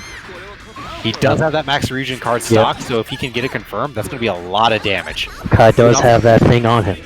Yeah, I mean, he can also use it as a reversal, basically a Tiger Knee Ryujin in order to get through ball pressure. So it's a strong horizontal DP almost. All right, again, gotta RC that though. That is super unsafe, and now that puts him... All right, just burns it to get out of the corner. Lasagna showing that like he can dictate the match if he gets the chance. So he's got to turn it up 2H to throw. Nice. Yeah, I mean, Lasagna is definitely at the level defensively where you kind of gotta... You have to do a little bit more on your offense just to open up. Luckily, Kai has been working on that offense to really make that count. Yeah, and you can see it in action. I can really see like it actually like I'm getting opened up by some of it truthfully. All right. Well, nice RC. Yeah, I like the parry on parry punch a little bit greedy, but I like the parry just to remove the blocks from the ball and just going for these throws, throwing Lasagna around like a rag doll. Hasn't been getting out of those because I think he's a bit too worried about like getting clipped by normal, right? Right, like that's the scary part of fighting Jam is like, I don't want to press a button because she's gonna kill me. Well, guess what? She can throw you and kill you too. So throw combo anywhere on the screen, doesn't matter. Not as Yeah, good Oki, but I mean, doesn't really matter. You're teching in the air still. and I mean, if she has the meter behind it, she can do even more damage off of it. So That's a lot of damage. Just gets a card. Not too bad. I mean, actually, I don't know. What's your opinion? Is getting a card against Venom like that bad at those ranges, or would you just want to keep the pressure up at all times? I mean, getting a card is generally like playing against Venom in neutral. As you can see, you can kind of ignore a lot of what he does in neutral. So getting that card, I mean, it opens up so much for you. It makes your hits count more against Venom, and so like it's worth it. Nice. Good Tries to go chase. for the air throw. Yeah, good chase in the air-to-air on the tech situation. I do want to say that was before he had hit Lasagna with the Geki, and that was a really good delay because he held on to it for the longest time and was like, nah. Right at the last second. It was a very good delay. I'm really happy with that. Yeah, I think we're seeing a lot of good work here from Akai. He's doing a lot. He's doing really good. Finally getting those throw breaks, but I want to see you up backing out of those instead, because like Akai is doing a really good job of just playing some solid offense, doing some good frame traps. These run-up parries, good, but instead of doing the 4-6P follow-up, instead parry dash cancel. The 4-6P follow-up is just too unsafe, where you can parry dash cancel. I think that's going to be like, that's the next thing that Venom hates in this matchup is Jam can cancel her parry into a dash. Alright, gets the extension. Don't dorn it. Alright. That is 2-0 for Akai, showing why this matchup is so rough. I mean, yeah. You say yourself, right? Like, it is a struggle nonetheless. Even if you're good, you gotta be on top of it.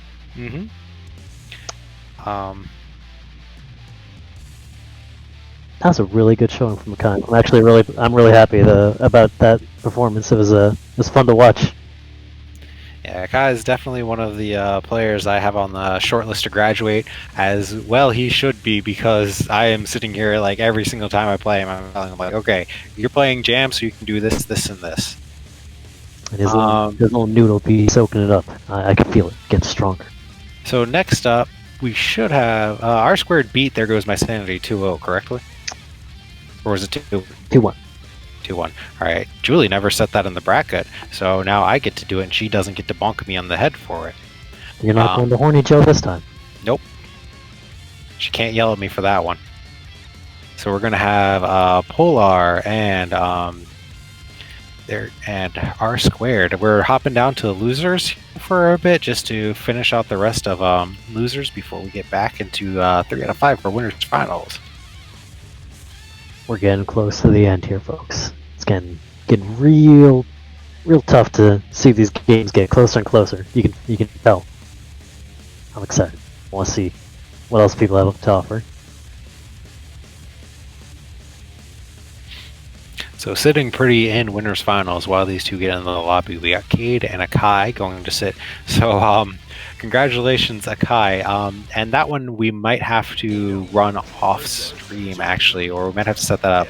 Those two have told me that they've got a really bad connection. We're going to give it a shot in the lobby, but those two do have a really bad connection against each other, so we may have to be doing some shenanigans.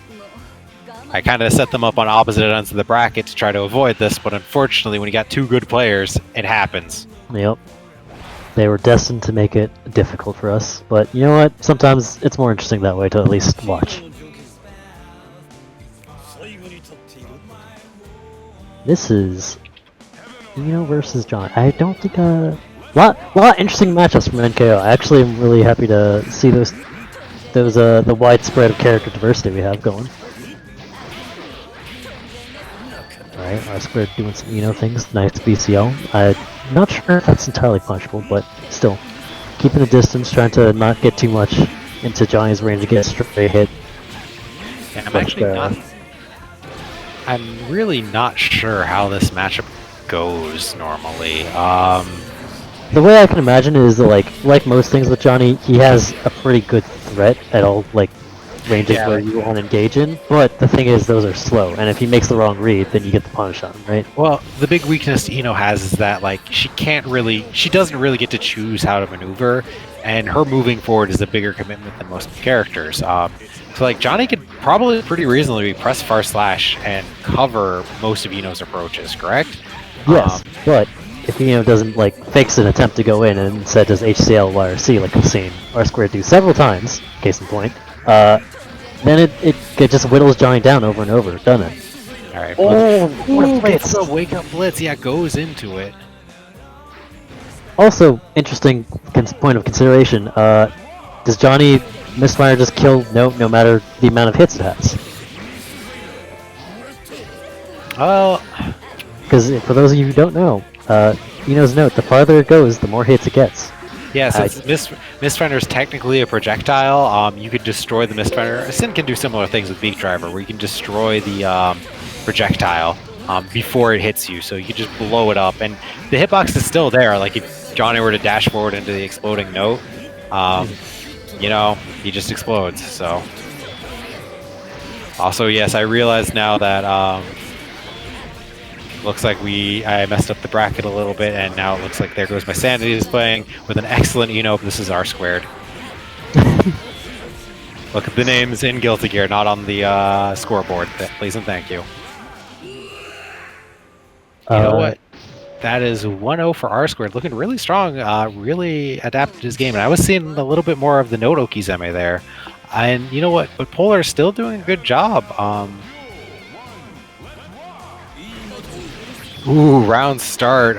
Both characters kind of gamble at that round start. Eno comes off the winner for it. Bad burst, too. Gonna go punished. Nice blocks. HCL is really... Yeah, I'm starting to see HCL be more and more of a problem here. Yeah, well, unfortunately, because Johnny doesn't have a typical run, while you can crouch under HCL, you kind of got to throw out the 6B afterwards. Ooh, this could be... this could literally be... I mean, all it takes is a really good hit. Ooh, from Johnny. not one of those. Wow, not the situation I expected.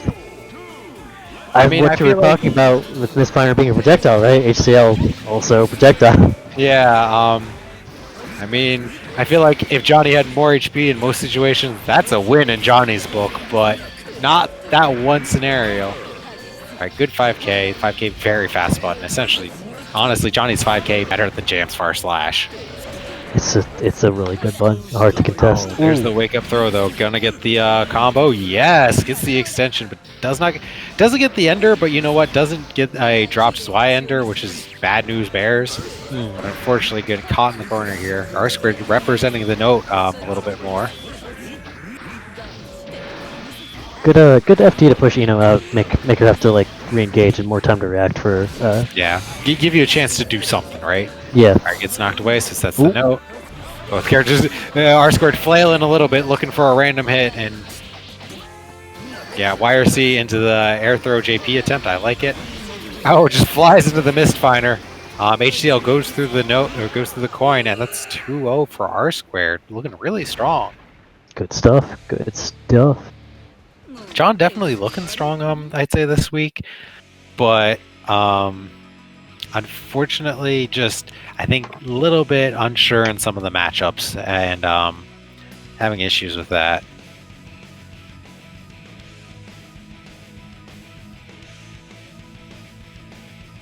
So next up, we're going to have Roth and Pace come up here to stream lobby. We got Kai versus rarely seen Jacko.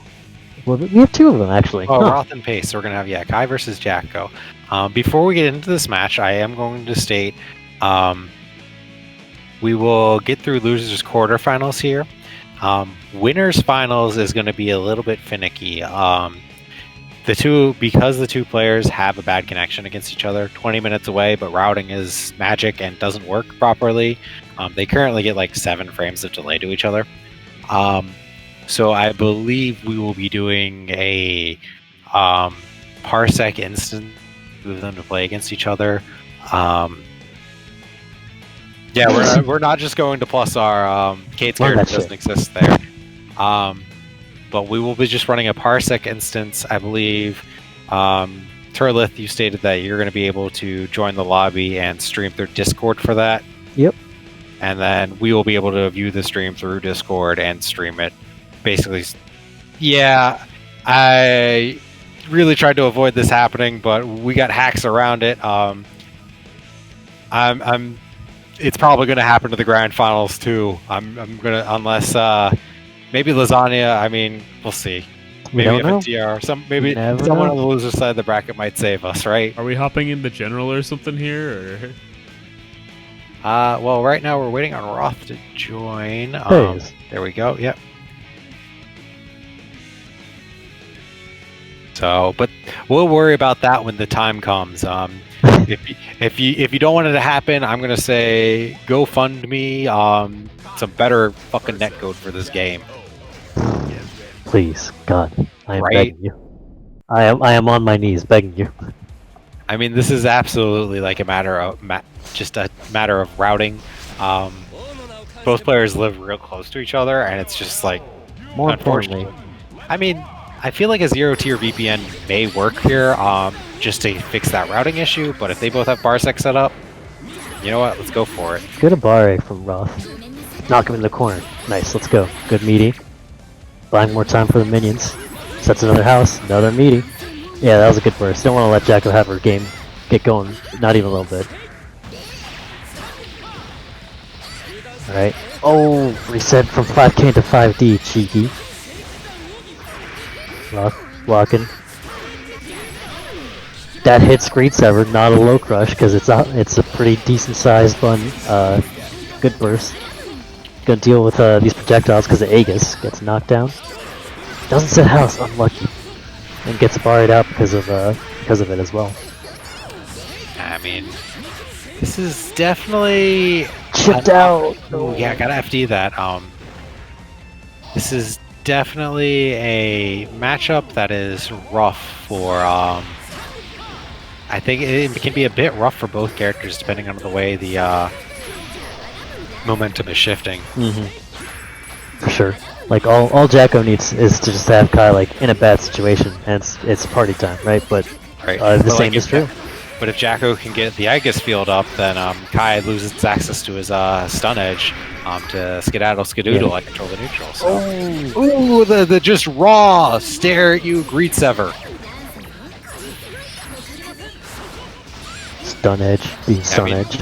I mean, you saw that just cleared the house there with throwing out one stage. Yeah, good Aegis there, but unfortunately, not a conversion.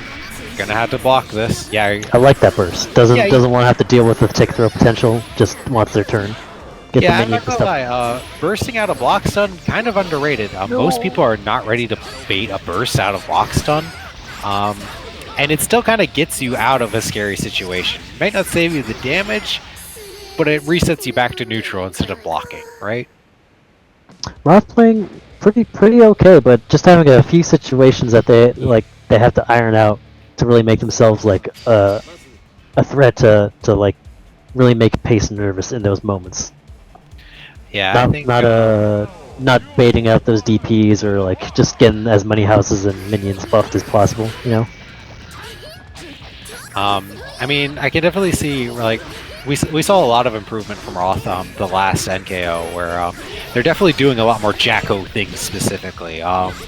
I think before that we saw they were still very fresh, but now they definitely have a game plan behind what they want to do. Now it's just a matter of executing and optimizing the game plan, right? Yeah, and they're doing better still. Like you can see the improvement day by day. I'd say, in my opinion. It is a steady but slow journey, of course. And after all, Roth is still giving Pace some trouble with those Jacko things, right? Right. I mean, Jacko's one of those characters. If she can get started, can be quite scary. So. If Pace wants to make this a clean win, he's gonna have to keep just being like solid and safe and like really baiting out those options that maybe Roth might panic on or occasionally fall for. Like, good Abara is on the throw. Ooh, goes. I think that actually low crushed the 2K because of the animation. Doesn't get the meaty, unlucky.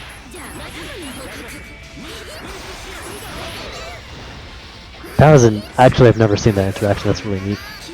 How they both kind of threaten each other with the similar space buttons. Ooh, goes for the. I think that might have been try to attempt a throw reset, but Roth actually delayed their tech and actually got away from the tech throw attempt. Black beats, will we take those? Interesting enough, Pace did delay IED to get the mix-up option, but because of Jacko's crouch animation, she just completely whiffed underneath it. So gonna have to delay the IED a little bit lower next time, or use a different button, more likely. So that is 2-0 to Pace. Now, I know I said we'd be going up to winners finals here. Both Cade and Akai are currently looking into the possibility of running a VPN between the two of them, just to make sure, see if they have that option, and so that we don't have to deal with the Parsec server and everything. So we're actually going to go through losers quarterfinals first, before we get up to the winners finals, just to buy them some more time to get that set up. So next up, we're going to have Lasagna versus R Squared. Like any good anime arc, we are stalling. Yep. And if we, you know what, if we have to, we'll get to filler and we'll hop on the setup ourselves. Yeah, you know. I'll just pull up and I'll pull up, and now we're not watching in Kyo, we're just watching casuals. How's it I going? mean, the problem is my hitbox is not plugged in right now. I would be on a DS4. Yeah, you can't handicap. I'll plug mine in. We'll have a handicap. I Don't use worry. an Alright, Xbox well, controller for stream control too.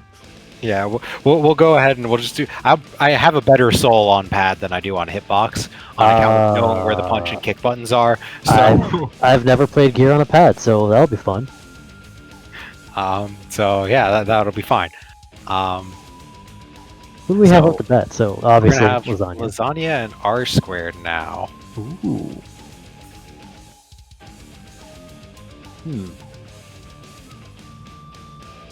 R Square just has to show up so I can watch this matchup, see these two fight. That's gotta be. I feel like that's more Venom favor, just because Ball's controlling where Ino wants to go, right?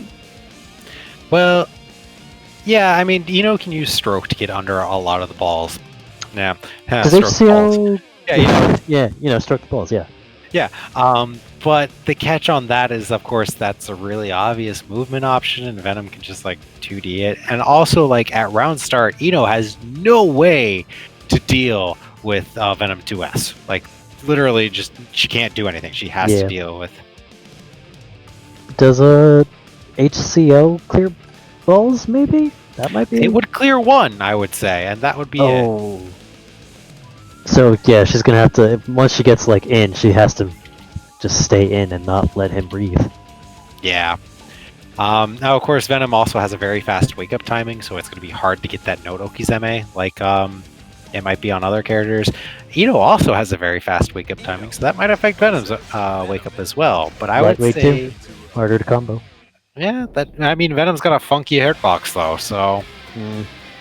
We got lots of factors. we got lots of factors here, but I think overall matchup does swing to Venom's favor. But of course, Lasagna, known for his good defense, but Ino also known for not really giving a crap how good your defense is, right? True. A 50-50 is still a 50-50.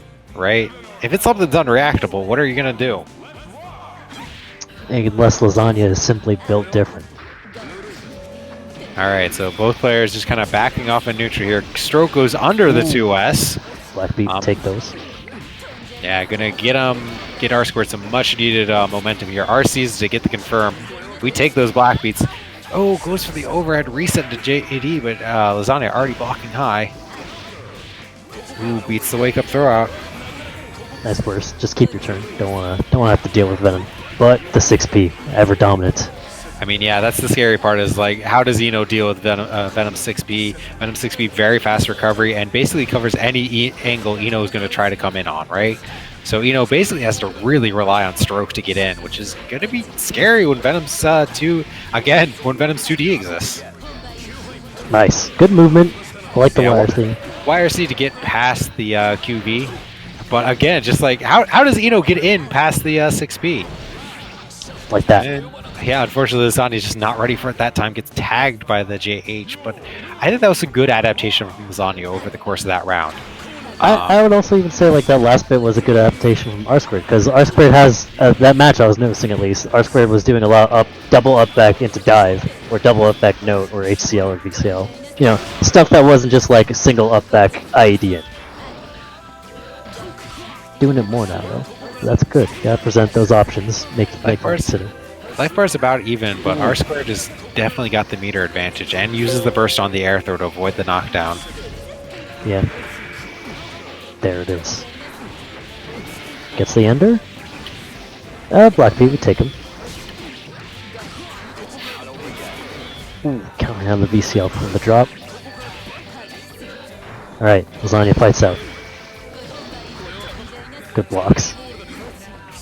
Oh, gets the throw. This could be now unlucky. Lasagna drops the throw combo and doesn't get his turn started. R Squared just showing he can maneuver around Lasagna's options, not have to worry too much about it, even with a slight deficit due to some options Venom may have. Yeah, I think Lasagna is doing good with those 6Ps, but just not. Again, we're just seeing not quite enough reward off of the interactions that you are winning, and that's kind of the scary part. Is like, ooh, doesn't let go of the QB quite early enough, and yeah, gets counter hit, but just not quite making enough out of those situations. This is the scary part. Knockdown in the corner against R Squared.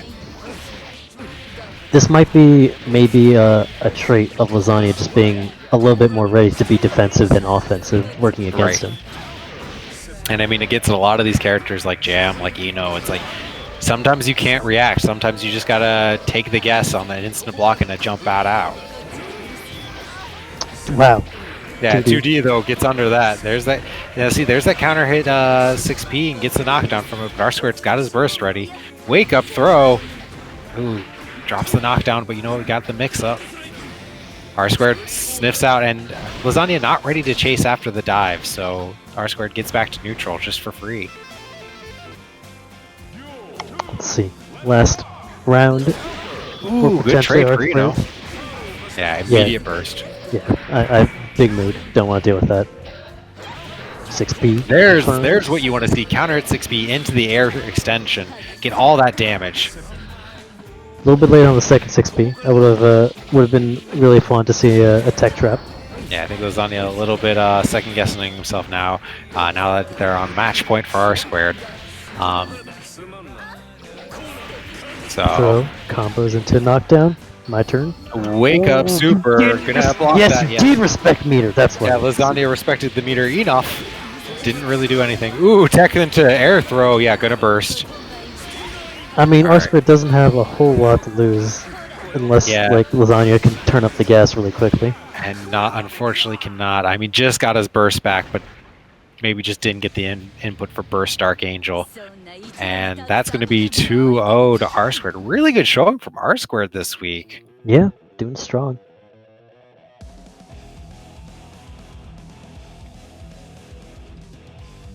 Lasagna getting really far though, doing really well.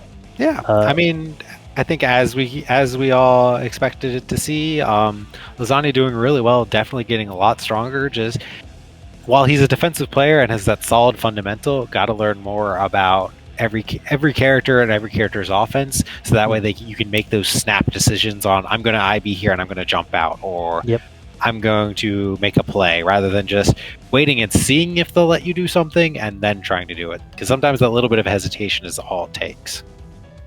Up next, we're going to have FNTR and Pace, so another father-son match to kind of back-end this. And then we'll get into, I think at that point, we'll move on to the winners semifinals. Cade and Akai, we kind of tried a VPN solution, didn't really do anything.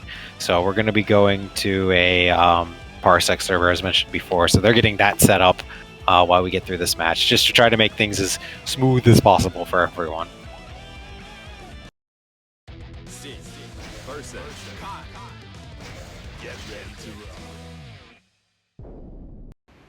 I'm about to start putting a bounty out there for someone to develop Xrd with good netcode. I will even take a fixed delay netcode. I don't even want rollback. Just let me set the delay and have it stay that delay.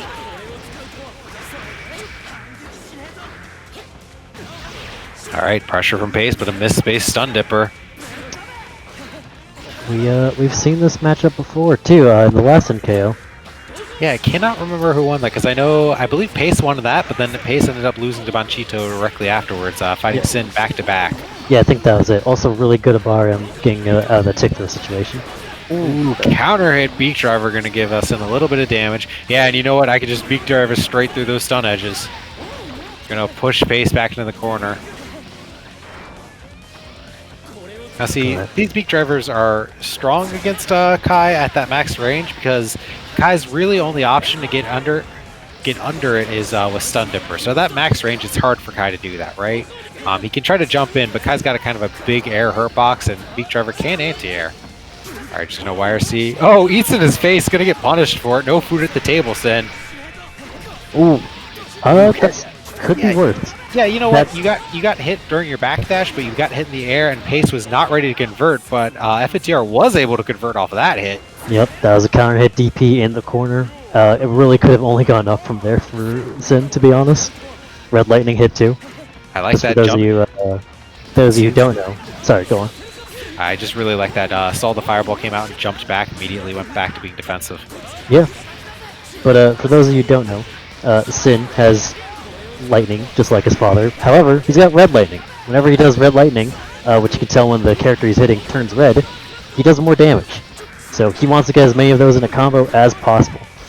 Yeah, Sin gets red lightning, I believe, comes off of basically clean hits or charged Beak Driver, but some moves such as like his DP or Bull Bash like that have special hitboxes where they hit, and they give him that extra effect. And Beak Driver's right through that. And basically the burst, that was really strong. So FNT are holding Beak Driver, punished Pace for try to shoot the gun YRC, and then just ready to bait the burst. Yeah, Pace not wanting to hold that situation because, you know, with all the meter on the table, you got it'll hit eventually coming, you know, the multi-stab move that Sin has, always being a threat to chip. Burst Wing was a good choice, unless being sought for specifically. Yeah, I mean, he went for the far slash and was just at that range where he was ready to block the burst, right? And there's the counter hit Bull Bash, Sin's best starter. That's 60% of your life, and he had the opportunity to do Oki's MA there. Yeah. Also, not an easy combo to burst entirely either. Like, doable, but you still risk the bait. Right? I mean, in that case, it's one of those, like, you're going to burst it, and he'll bait it, and you might take less damage from the bait than the actual combo, so it might be worth it in the end anyway. Ooh, stare down into a bar. And FNT are definitely respecting wake-up DP attempts, but all this meter, Pace is just going to go to the next round, hold on to that burst. Yeah, don't want to fight a huge deficit when you're potentially going to have to fight tooth and nail for that win. Too big a chunk of water there. So this is going to be a point for FNTR here. Double E. Hungry. Now we saw last week, last NKO, Pace won this pretty convincingly, and FNTR looked flustered. But I'd say this time we're seeing FNTR really step up the neutral game overall. I think we saw it earlier when he was fighting against Cade, that in and out, and I think he's applying that to more of these matchups, and it's getting frustrating. Yeah, I mean, if you're playing against a Sin who is not going super aggressive and, you know, making himself punishable to those big risky decisions, it can be hard to get in on. Ooh, that space 2S. Especially considering, not to discredit his options, 6P for Sin, not as good as Venom, but probably still one of the best. Yeah, it's really good still. All right, knock out in the corner. Good block good defense on the 5D, yeah. Oh, going for eat. Oh, goes for the greedy eat. No, gets smacked in the head for it. But now Sin has no calories. Yeah, YRC run away and eat, and YRC again to cover the eat and punish you for coming at me. With the really good 6P that we talked about. And Pace not FDing the second hit there. Gonna get caught in the corner, gonna have to block this. No, that's it. That's a bad situation to be in, right? Yeah, so revenge this week. Yeah. For FNTR, knocking Pace out of the bracket. A good showing from Pace, definitely. But FNTR definitely leveled up from last time, I'd say. The Mystical Blizzard. Oh, what a character. Alright. Alright, so Cade and Akai Please give the information for Rudy. So. Oh, I had it ready this whole time. Yeah, so those two, I believe, should have all that set up. Hopefully. Give me a sec. I do have to exit Steam temporarily because I'll have to log in to technically another computer. So we're going to wait a little bit here. Just a little bit of downtime while Akai and Cade get everything set up. Basically, what's going to happen is Torlith is going to screen share and going to through Discord, and we will be watching the stream through another stream. So hopefully this all works. The things we do to bring you guys good matches. Now these two do play a lot, which is kind of why they are aware that their connection to each other sucks. But I will also say Cade's gotten very strong with Leo, and this matchup is very much in Leo's favor. So I am interested to see how this goes for both players. Right. Let's see.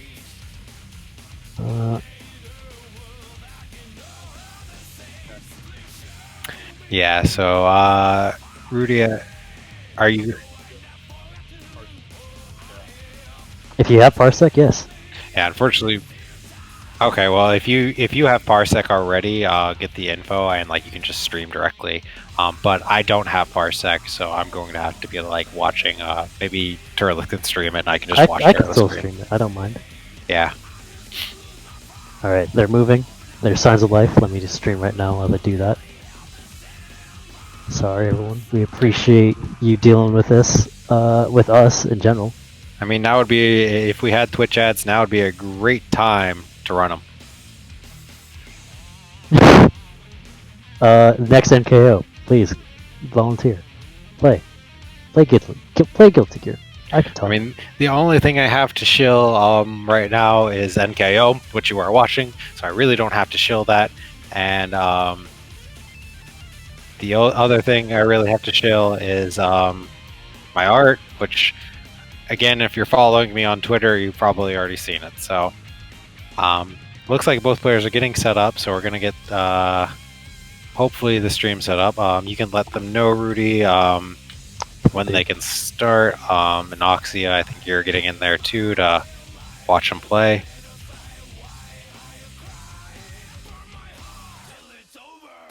Oh, they just went at it. Oh, well, button test. It's fine. Button test. Yeah, button test. I am a bit behind on the stream. 1 second. Let me. Sorry, everyone. Pardon. There, I added them.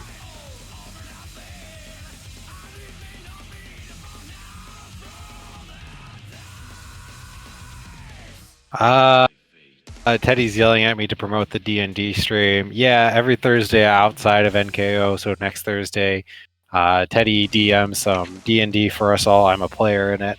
I believe he does it all over on his stream at Teddy Treebark. So if you're interested in D&D and interested in Guilty Gear and interested in watching a bunch of nerds roll some dice and make funny noises, we do that. Sure, just tell me who I'll just promote anyone who asks for promotions in chat while we get all this set up. Please follow my girlfriend, Jam Kisuke. She is really the person who made all of NKO possible. She's really the one running things behind the scenes on the bracket while I talk a lot in front of this mic. She does cosplay as well, so go follow her at Jam Kisuke on Twitter and support her and everything she does. Otherwise, I'm going to have to beat you up.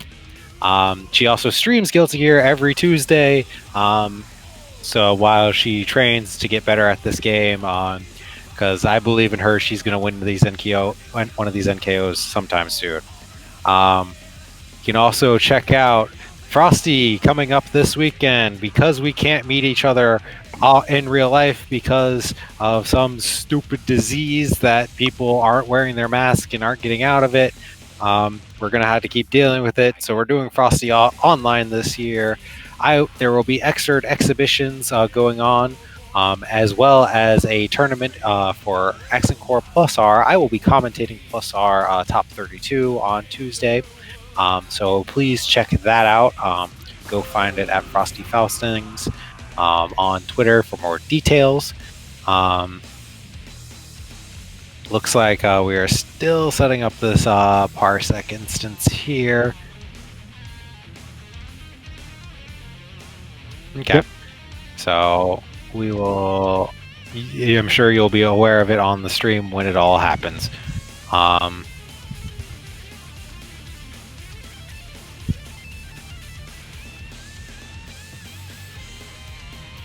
We can also. I'm not sure how many people are aware, but unfortunately, Combo Breaker was already announced to be canceled this year due to, again, this stupid disease that has got us locked in all of our homes. So there will be most likely a Combo Breaker online event. Look forward to that in late May.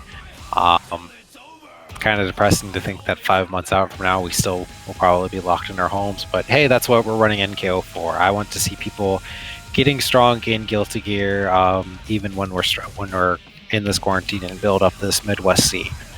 So dude, for anyone, that's for sure. I am a case in point example. Dabbled in Gear before pandemic, but not really committed. Come March, I've been playing nonstop. I would really say like pretty much all of the champions have really proven themselves to really get strong at this game in quite a short amount of time, I would say. And I am looking forward to this is my next show. This is my next shill. As I mentioned at the start of this stream, we are currently setting up for Tournament of Champions. So NKO, this is our 7th NKO. Once we get a full 8-man bracket we can set up, we will be running Tournament of Champions. So all the players who have graduated will get a chance to play against each other. Obviously, we're going to have to figure out when everyone's schedule lines up. Probably be on a weekend, maybe on an off day, or maybe we'll skip a regular NKO. So gonna be look forward to that one, because personally, I want to see how much champions have all been growing when they haven't had a tournament to play in for a while. So we're just gonna go back to button testing.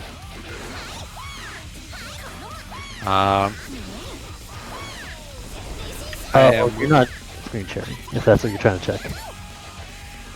You are live on Discord, but not live on Twitch, it looks like. Yeah, it says you're live on Discord.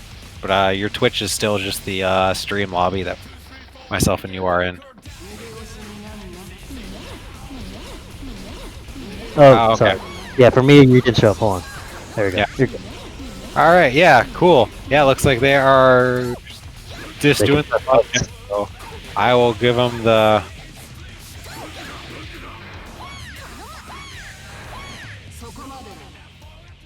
So I'm going to tell them they're good to go, 3 out of 5, while we get this all set up. So thank you, everyone, for sticking with us. Blame the extra net play here, right? So they are good to go whenever. Alright, let's go. No more technical difficulties, just only swanging. Damn, couldn't have said that myself. Please, roll back, I beg of you. Alright. I am going to probably shut up for most of this commentary, as I am watching on a pretty massive stream delay, I'd say. But I can give my best analysis, but Turlith, you take the play-by-play. Alright, well, we got Cade doing Leo things, you know, the usual. However... Okay. Right, cool. Akai is still doing his best to keep him down locked so he doesn't give a chance to run his game plan, because that's really where the struggle is going to come in. What is the close / anti-tiered? Yeah, so this matchup is really rough for Jam. Akai definitely doing what you should be doing, which is a lot of pass through and a lot of 2D. Unfortunately, that back turn S just catches Kai out of the 2D. Matchup is very rough with Jam because a lot of her buttons just kind of, they win on speed, but not necessarily on hitbox, and you have to engage the gorilla on this, right? So. But I mean, the one thing like these two do have going for them is they know each other's habits. They play each other so often, even before they played in MKO, they played each other. So they're familiar with what they both want to do, at least, unless the other person makes a big enough adjustment that feels unfamiliar to the other. And I will say, coming to this matchup, that is probably a bigger problem for Kai than it is for Cade. Leo having your number is scary, no matter what character you play, but especially for Jam. Yeah, if you even lean into that habit once and Leo calls it out, it could be game over. Yeah, I mean, we've seen it now where Leo has been ready for the wild neutral puffballs in back turn stance and been ready to counter. Yeah. And also still not like not just getting opened up freely by Murakomi. Yeah, punish is the wake up mash, but too high to punish. Jam's a lightweight. Oh, yeah, that feels like a tough Oki situation, especially. Nice parry. Ooh, Parry's but doesn't back. get the parry punch, and yeah, gets parried back for it. Unfortunate, got to be ready for it. Being ready with your parries is imperative in this matchup. While it's not something you can rely on, because Leo can once again pull you up for it, it does get you out of a lot of pressure situations that you wouldn't otherwise get out of. Tech throw in the air. Alright, 2D. Let's see Oki. Goes in for it. Immediate burst. Nice. Doesn't want to have to deal with it. Back turn P, really good anti-air option. Ooh, gets crunched by the unblockable and doesn't mash out of the stagger fast enough. And now, see, I like charging the Ryujin card. Gekrin kind of iffy in this matchup because Leo has that fast flash kick, but that Ryujin card really just gives you an option just to chunk down Leo's health bar. Pain. That is going to be game 2 to Cade. Going real quick here. Kakai, you better get it together, because if this match is over faster than it took us to set this up, I'm going to be so annoyed. Took that moment to breathe. I like it. I like it. Yeah. It's true. This is a bandage, not a not surgery, right? Fixed, yeah. Oh, ooh, 2S. 2S smash. Yep. Oh, that was a good burst point. Doesn't want to give him the card. Yeah, I mean, generally, the best burst point against... you're dead. Best burst point against Jam is whenever she's either spending a card or trying to get a card, so... Wow! That was a brave Abare, but I think because of the IB it made it safer? Well, if you IB the dive kick, generally that does give you a little bit more frames to do something. So yeah, not a bad Abare. Oh, Gets man. knocked down. Nice. That was disgusting. I'm mad for Jam players, which is not a common occurrence as a typical Jam hater, usually. Yeah, now Akai going for some pretty basic pressure. One thing I have noticed playing against Cade really does not represent Wake Up Flash Kick that much. And Akai may be knowledgeable of this and just going in and doing pressure, but I would say that's definitely something scary to do on Leo. Oh. And that's going to be a 3-0 for Cade. Akai coming alive there in the last round, but unfortunately a little bit too little too late. It's hard. It's really hard. When you see it in motion, like on paper, you're like, man, this is a bad matchup for Jam, but you have to like actually see why it is, right? And I think Cade just presenting those options of why this can be rough. Like, if your Oki is on top of it, Flash Kick is rough. Even in pressure, Jam offers like benefits of throw resets, but a Flash Kick is always present, and you have to be careful because of those. And then pressuring on Leo's side, Jam has fast buns, but if Leo is just like parry, parry, parry, it doesn't matter. Alright, well, while they close out of all of this, we're getting FNTR and R squared to the stream lobby. and we're gonna wait for Turles to get back here. On my way. Yeah. Why not? Yeah, you might. I mean, you might want to stay connected. We don't know how the rest of this bracket's gonna shake out, so. Okay. So Akai's going to be sitting pretty in losers finals here while losers semifinals wraps up.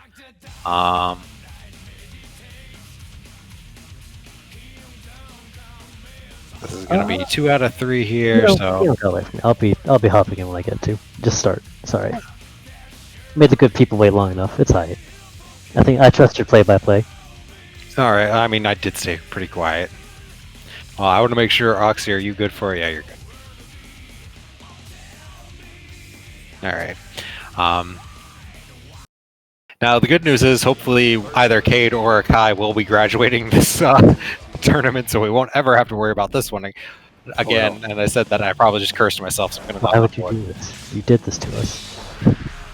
But we're going to have R Squared. R Squared has been on absolute fire this tournament.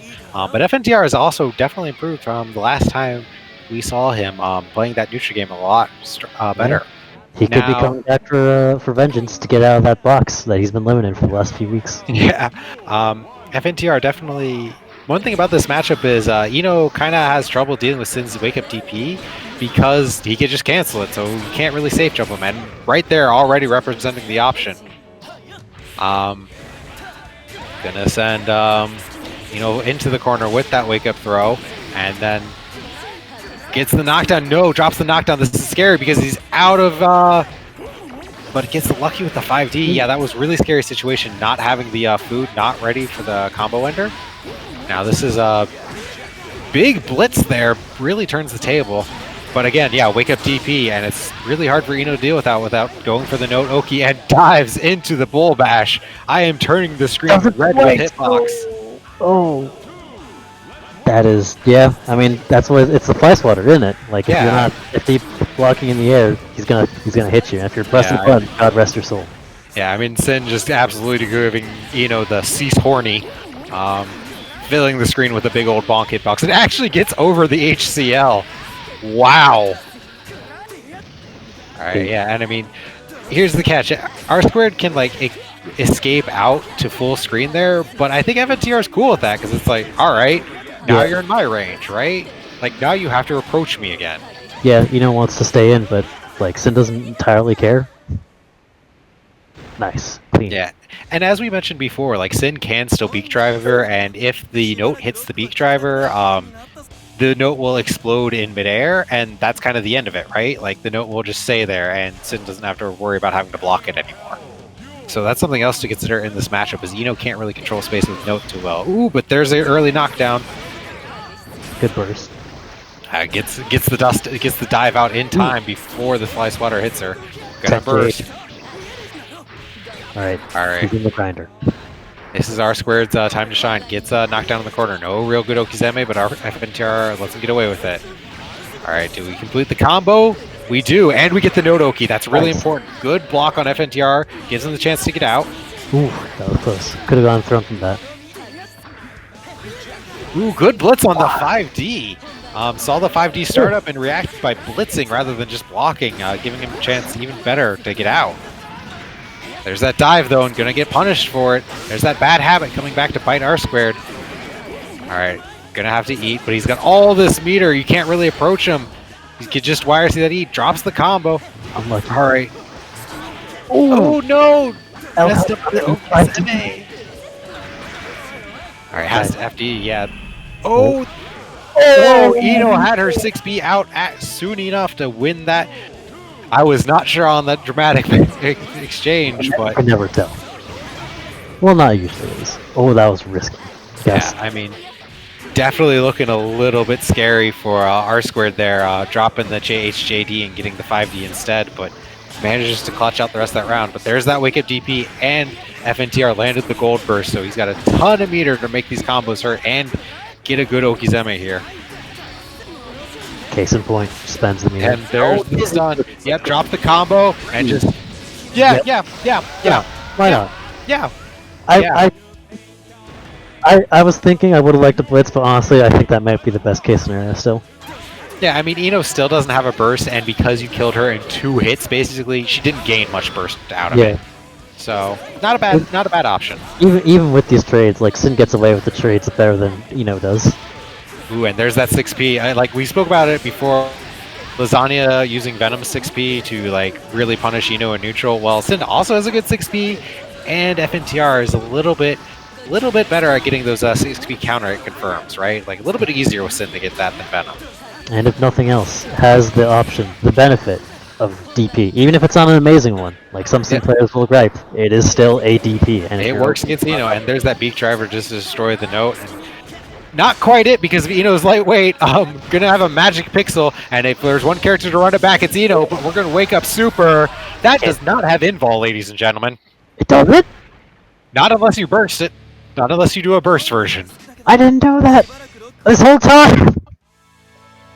Oh my god. Yeah, you can't be doing that against FTR, because if you don't respect his meter, he's gonna crank one out, guaranteed. Yeah, listen, FNTR, the master cranking out them RTLs, just a master cranker. You quote me in chat. Master cranker, FNTR. Master cranker, FNTR. I'm trying to figure out some way to make FNTR stand for like master cranker. Listen, sometimes it's best just to let it be. I appreciate the effort, though. Listen, I'm going through my head. We're gonna try this. FNTR is now stating that him and Nakai also get a bad connection. Yeah, that was 2 out of 3. This will be 3 out of 5. This is losers finals. I'm okay with just letting them try this first, because yeah, we're gonna let it. We're gonna have them try it, see what the connection is, and see how this goes. Lexi with the true FNTR meaning. Fuck neutral, throw RTL. Yeah, I mean, yeah, that sounds right. That is a plausibility that FNTR should definitely scoop and trademark.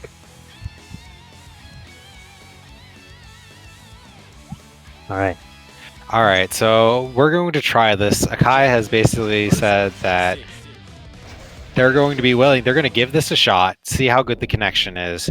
If the connection drops real bad, they've said in the past they've gotten bad connections.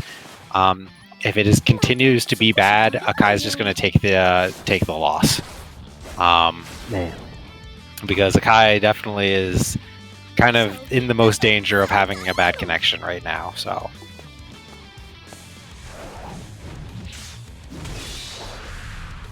What is I don't know what this matchup is like for Jam. I know the matchup. I know how FNTR feels about it.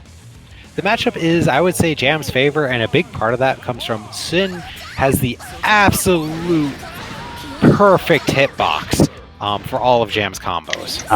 The midway curve. Yeah, watching these players go, I can tell you from what we've seen, they're doing their best. Definitely some latency. Yeah, I'm seeing freezes as a spectator. There was absolutely a miss there. So we're gonna see if they can play it out, but if it gets real bad, like they're saying they usually get like 19 frames. Yeah, is record highs. All right, you didn't respect the meter, but I'm not sure there was much to agree with.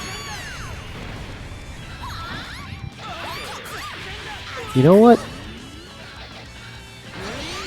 Fair enough. Didn't respect the meter, but bug splat. That was definitely supposed to be a Voltic Dane. I think he was trying to respect the meter with Voltic Dane, and unfortunately lag means Voltic Dane didn't come out in time. Hey, ooh. Can't low crush that enough. Got Ryujin on deck.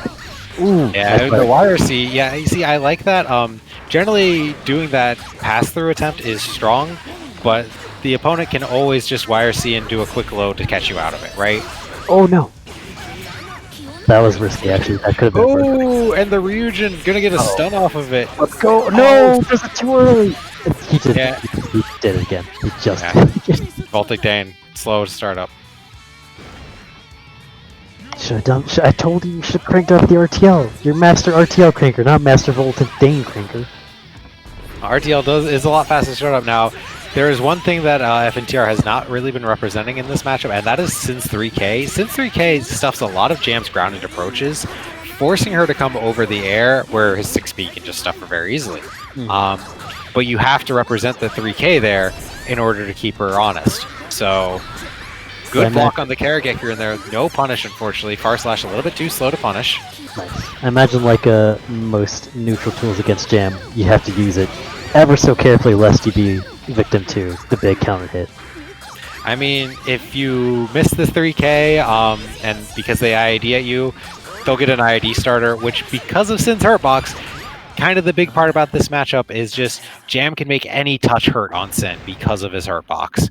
I have said it before that if every character in the game had Sin's Hurtbox and weight, Jam would pretty easily jump up a tier or two.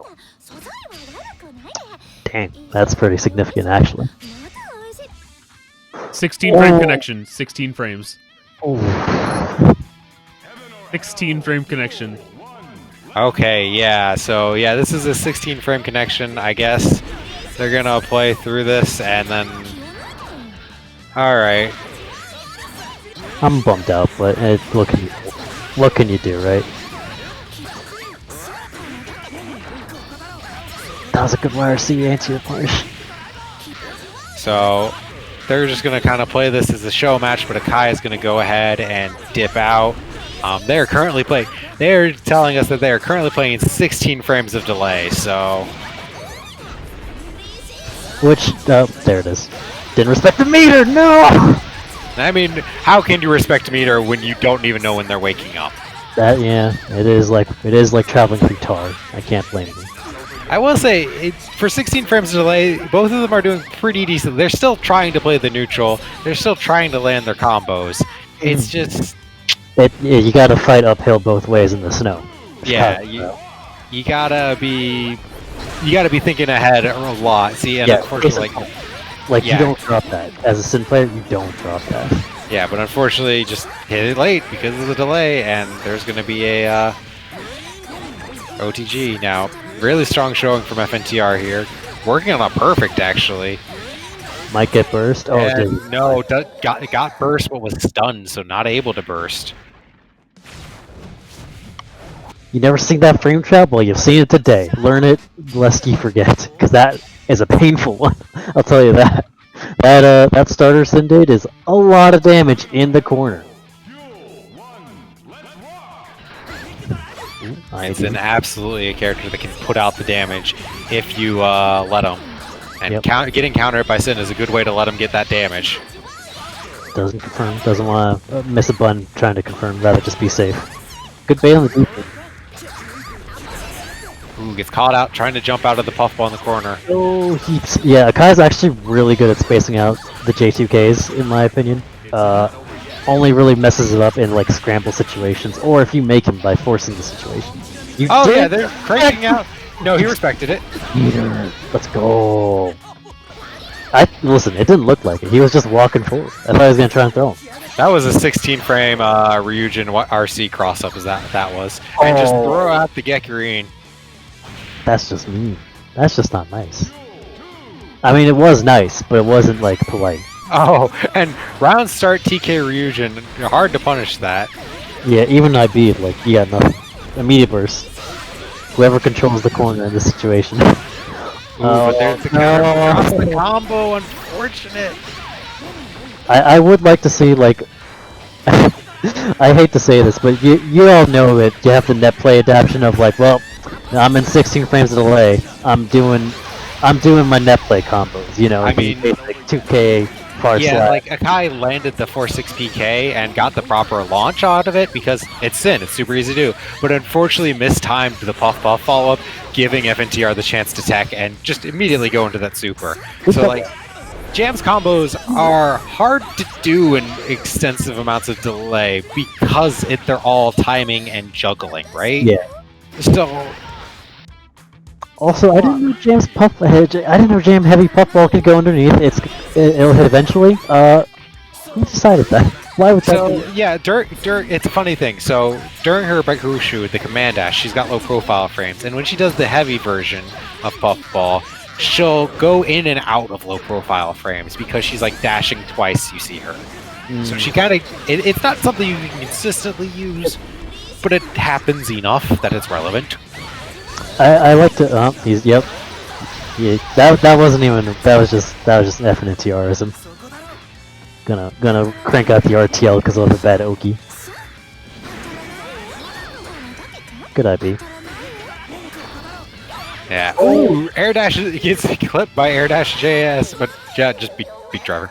Beak. The beak. Beat driver. Lots of bonks in this match.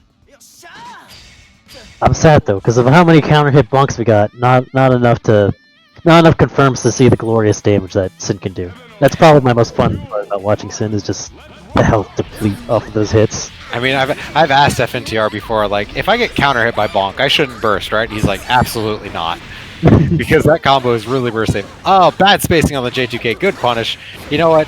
Even in lag, that's still pretty easy to punish. You hold back and you mash the heavy button as hard as you can. Well, yeah. FNTR doing the frame trap, Elk Hunt into 2P. Don't IB it. There's an easy combo. Now, do you trust yourself to hit Bow? He got the clean hit. Look at that damage output. Yeah. That's again in good connection. This is why this matchup was frustrating because off of that hit with that much risk, you're dead. Yeah, like Sin, unfortunately, unfortunate for Sin, just gets everything you want works on him. Yeah. I literally have a notebook here where I list like how to do different starters on different characters to get the 4-6 PK combos. And on Sin, on Sin, my note is if you can't combo Sin, uninstall the game. Wow. It is really... well, some people are learning. All right. Oh, of course. I mean, if you're learning, fair enough. Oh, he might have been able to still combo off that. He may have been, but he wire seeded it, and you know what? This is, as painful as this is, it is nonetheless amusing. So maybe makes up for the 5 minutes of setting up Parsec. Doesn't pressure here? Yeah, just burst the 2H, and you know what? All right, because if you don't IB the second head of Jam's 2H, you're giving her a lot of pressure she gets to do. So you know what? Do your defensive option there if you miss the IB. Not a bad idea. Yeah, you gotta... Ooh. I mean, uses the Ryujin YRC to kind of get in. Ooh. Oh, there's the blitz. No blitz back. Oh, didn't respect the meter! Oh, he did not. There's the Hellfire damage, too. This is hurting. Does he have good Oki, though? He's got meter. Respect the meter. You don't respect meter. You don't respect... He did respect the meter, but he doesn't punish it. Not enough. No, he didn't respect the meter in that he thought I was gonna be slick and parry the whole thing, and instead he could have just blocked. He didn't. I mean, yeah, as Lexi said, he did and he didn't respect the meter. I want to give my shout outs to Dom, LK Ham Jams in the chat, just going every now and then. I've seen this. I love you. I love the man. He's great. All right, so that is a 3-1 to FNTR. Thanks, both of you. I know the connection wasn't the greatest. So thanks to both of you for playing through that. Great showing nonetheless. You both, yeah. I will say that, like, even playing through that laggy connection, you could tell both players knew what they were doing in the matchup and knew what they wanted to do. No, yeah, like seeing from where these two started in this game, especially like Akai and FNTR, gone really strong, really fast, and it's great to see them just get like more and more threatening. Every time I fight against them, you think more and more like, I gotta do harder stuff on you because you're not falling for the baby stuff. I gotta do the real shit now, like... I can't do baby stuff. No baby. Only grown adult. Anyway, not important. What is important is this grand finals. Cade versus FNTR. Leo versus Sin. Painful matchup, but Cade did show what he's got. And FNTR has to make the adjustment. Run it back. Yeah. I will say, like, last time we saw this match happen earlier, FNTR really did have the neutral game down. He just was not blocking those overheads. That was, like, the big weakness.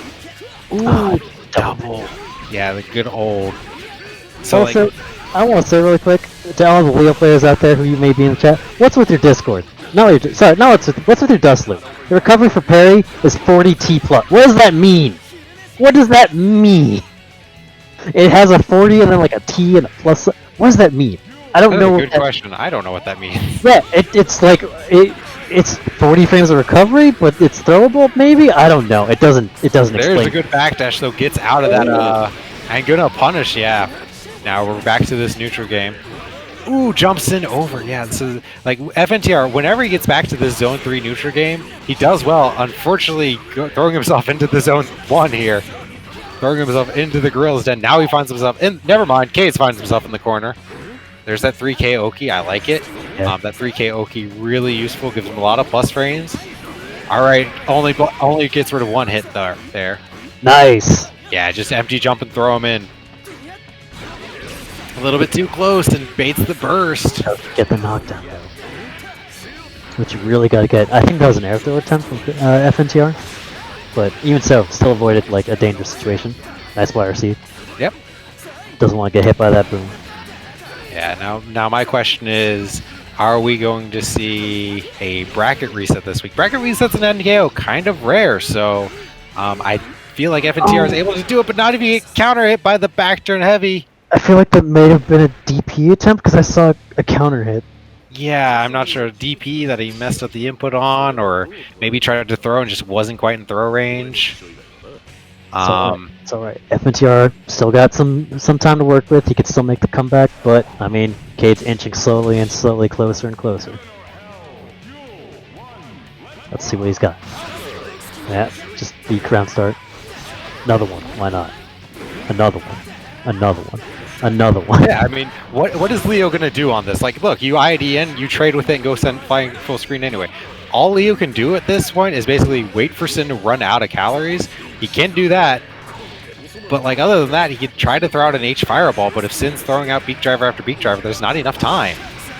Good whiff punish there. Yep, this is a nice YRC gets the block. Yeah, but this is the bunch though.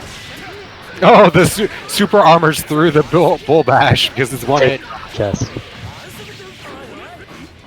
Oh no, doesn't bite on the back turn, and there goes for the blitz into the 5D. I like it. That I think that's still in like FNTR's favor with that kind of trade. Oh, Nice. does the following? I don't know. I don't remember the name of that special move, but it is basically impossible to anti-air it. So you know. Nice. And there's the JD. Yeah, I mean, he's got 50 meter. He's coming in. You didn't flash kick because if you did, you'd get safe jump because JH is amazing. yeah, Vulture sees. That's it. Yeah. So like the big thing against Leo, because he is a charge character with a very strong flash kick. Basically, every time you knock him down, your Okizeme, what you want to do is you want to safe jump him, and then crouching jab, and then that's your mix-up. Is are you going to tick throw him after that or not? Because he blocks high to block your safe jump. That means he can't flash kick you. So you basically do a tick throw or just continue your pressure. That's kind of like the old Super Turbo, since Super Turbo, how you deal with these flash kick characters. The problem with Leo is he can always just flash kick an RC, or you could just throw the safe jump. But FNT are making some good adaptations and really controlling Leo in neutral there. That was a very commanding round for FNTR. I would like to see something that does happen. We've seen like FNTR when dealing with Leo pressure in the corner, not great. He tends to kind of just sit still and wait to react, but this show he can blitz, so that's getting better and better. Yeah, I would like to see super jump IED out, because when Leo's in back turn stance, if you FD, you can't really do anything. Oh, doesn't block all the hits. That hit comes out regardless on hit or block. Got to be aware that there's the blocking. He's starting to wake up and starting to block the overhead. That's really what he needed to do. I think when we saw these two running each other on the winner's side of the bracket. Yeah, he's awake now and ready to block all those. Look at that. It's just like, because he's able to block those overheads, it gets him out of the pressure. So he's not stuck in the Leo blender anymore. And again, blocks it, gets caught by the cross, but blitzes, fights his way out, baits the burst. Gonna send him full screen with that OTG, but now Cade has no burst to play with. So even if Cade wins this round, he's kind of screwed. He's not gonna get his burst back. Oh, but as I say that, FNTR goes for a greedy burst, tries to run the run back, but unfortunately, Cade just out of range. Now FNTR in a really bad position because of that burst choice. But I mean, we've seen he can do it. Trying to bait a bun.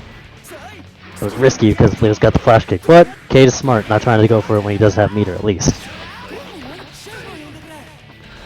Right? Just pressure. Ooh, yeah, good flash kick there, good choice. Cade is not someone who actively represents the flash kick that much, so every time he does throw it out, it's definitely a time where it's like he's thinking about it and he's looking for it. It's an absolute decision for him. Ooh. Oh, the Counter, but no wall stick, so yeah, it doesn't get the confirm. Still whittling him down, that's what he wants. Goes for the throw, but messes it just slightly, but that's fine. But he OS'd it, so it was fine, right? Yeah. Yeah, good trade, gonna eat off of it. Ooh, I like that. Uses the Stun Dipper wire seed to kind of get in. I know it's not Stun Dipper, I forgot the name of it. Oh, but now you're falling down in back turn stance against Leo. It's your turn to block. Ooh, goes for the blitz, but didn't get the low blitz, unfortunately. He was trying to blitz the overhead. Yeah, Cade has started to adapt, sees what FNTR is doing, and just makes the slight adaptation, breaks his ankles. I want to say FNTR didn't make the he didn't make a wrong choice. He just had to make sure he for low blitz is the problem, and it takes a little bit extra mental stack off, on top. Sorry, Jam keeps saying Sun Dipper. That's it. Oh, Jam. She's the only one allowed to make those puns in the chat. Yeah, it's true. She runs the joint. We have to respect that. There it is. Baits the flash kick. I mean, again, Cade does not represent the flash kick that much, so being able to bait them out really gonna, unfortunately, get them out of the corner. But you know what? That damage output, I probably wouldn't complain that much. Yeah, I mean, that's still the benefit that Sin has is his range, right? Right. And like now, Cade sitting here with very little meter. Oh, unfortunately, FNTR drops the combo. Yeah, backdashes. Because I mean, the benefit Sin also has, among his many, he gains meter really easily. Yeah, I mean, a lot of his combos are special move and his special move, so he kind of naturally built a lot of meter doing that sort of combo. But unfortunately, now he finds himself in the corner. What's he going to do against Leo? Oh, goes through the blitz. Sees the count. Sees the factor dust and just goes through the blitz. I like it. Unfortunately, not enough to win him the round. It's getting really close to Cade making this win. Yeah, I mean, this is tournament point for Cade now, and definitely someone who I'm going to say is like absolutely ready to graduate with this Leo that we've seen out of him. Oh, goes for the, I think that was a mistaken input. Gets the cross-up, good block on the cross-up. That was even though he didn't block low, it's fine because like from that distance, Cade had to be really on top of it to get that punish. Yeah, I like that from FNTR too. He managed to get his way out of the corner there with Cade in the back turn stance, managed to just run his way out of the corner, and now Cade's stuck in the corner. So FNTR are ready for it. Good backdash. Little unlucky that there are scenarios where FNTR is getting in on Cade, but he's not. Cancel into the eat, so he's gonna get his hunger pains. Me too, Sin. I'm pretty starving here myself. That's a lot. That could end it for him because now he. Okay. No, wait, not yet. Baiting the flash kick as much as possible. Just wait. I mean, flash kick won't kill him. Oh, goes for the there third, does get it, and there's the counter. It keeps himself alive, and more importantly, he got most of his burst meter back. Yeah, we're about burst for burst, so this is going to spot for both of them. I mean, FNTR having a burst against Leo really does help a lot because, especially for Sin, it's like, okay, we're going back to neutral where I win. So if he can, like, this probably comes down to can Cade bait that burst or not, and he does not. So this is going to be a problem for him now. Oh, he gets the frame trap with the beak driver. Again, another beak driver. Unfortunately, not enough hit stun to make that combo. Now he's in a scary spot. Goes for the blitz, gets caught with the low. Is this going to be enough? This is going to be a lot. This is Hellfire State. Look at that life bar disappear. Oh. Gets the knockdown from it. No, falls on the combo. Doesn't make the burst, unfortunately. Now he's knocked down in the corner again. Does he block the overhead? No, that's going to be not coming enough. Resets it into the low. Cade wins, ladies and gentlemen. Oh, that was a good showing from Cade. Very unfortunate. That went down the wire, too. That came down, absolutely. FNTR, unfortunately, just... The combo dropped, and he looked ready for the kill, but unfortunate that he just couldn't quite make it convert, and Cade kept his cool and was able just to repressure, and FNTR not ready to block the overhead. And also keeping himself in the position where he has to block Cade. There are so many moments where he blocked him out not even through FD, which would have made it easier. But he just blocked him out enough to where he could just super jump IED, and Cade really couldn't have done anything besides YRC throw, which against Sin is still risky because JH is a problem. We gotta pull a cat back in here, don't we? Yeah, there we go. Yeah, so Akai's coming back in here. We're going to get our top 3.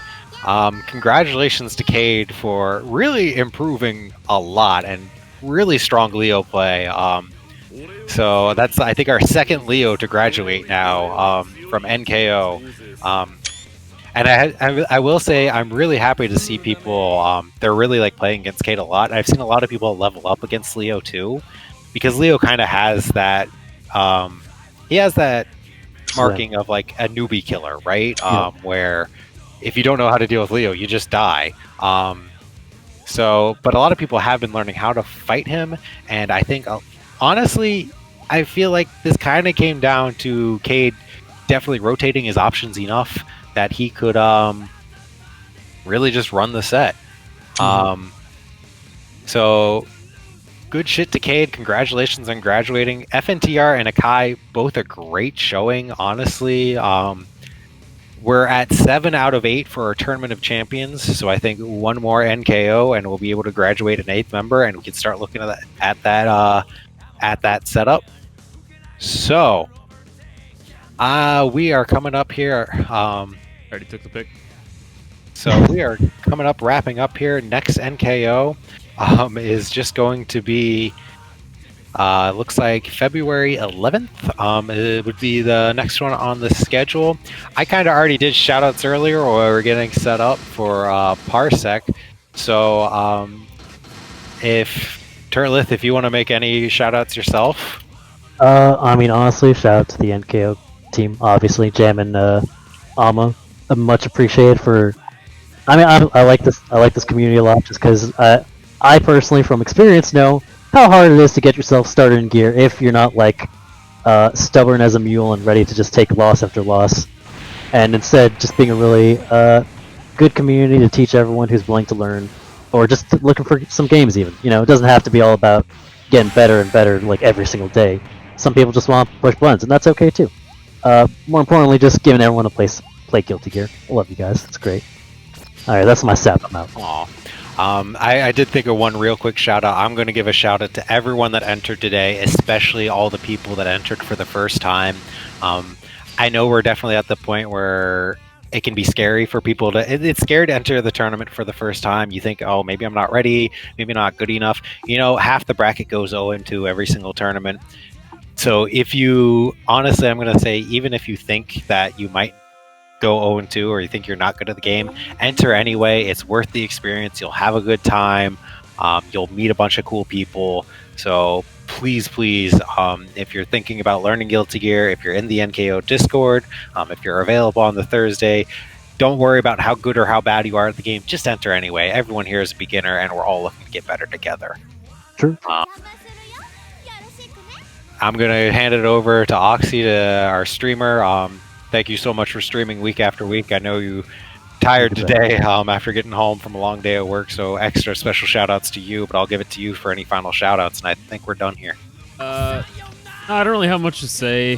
Thanks for commentating. Thanks to everyone for playing. Also, thank you to Ama for making me realize that it was at 7 o'clock, because I thought it was at 7:30 for some reason. I'm not sure why. Yeah, fair enough. Sorry about getting started late, but thanks for coming and watching. And thanks to everyone else for just, like, being here. Whatever. That's all. Peace. And I guess see y'all later, and Alexa, play Lily. Lily, not change the beat. The sky is not the same no more today. There is no turning back.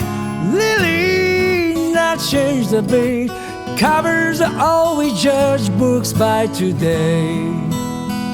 If they are shiny or not, every page inside is meaningful as always. but no one's gonna read them out again. Oh, please don't wait for me, darling. Stay out of the cold rain, for your heart may become rusty. Oh, please don't wait for me, darling. Don't stand there in the sea. Your soul is right now. You don't need to wait, need to wait, need to wait for us.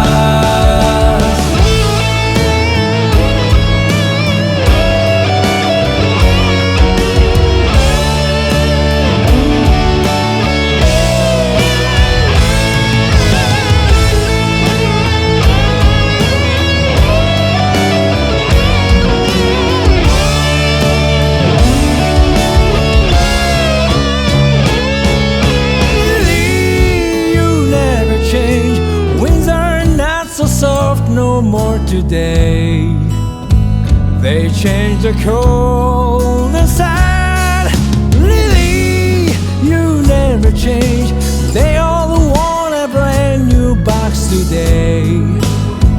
No matter what's inside, all these pieces that meant so much to me those days, tide has washed them all way to vain. Oh, please don't wait for me, darling. Stay out of the cold rain, for your heart may become rusty. Oh, please don't wait for me, darling. Don't stand there in this heat. Your soul is right now. You don't need to wait, need to wait, need to wait for us. What is there to say? Everything's too late, and we all accept it that way, so be it. Time marches on.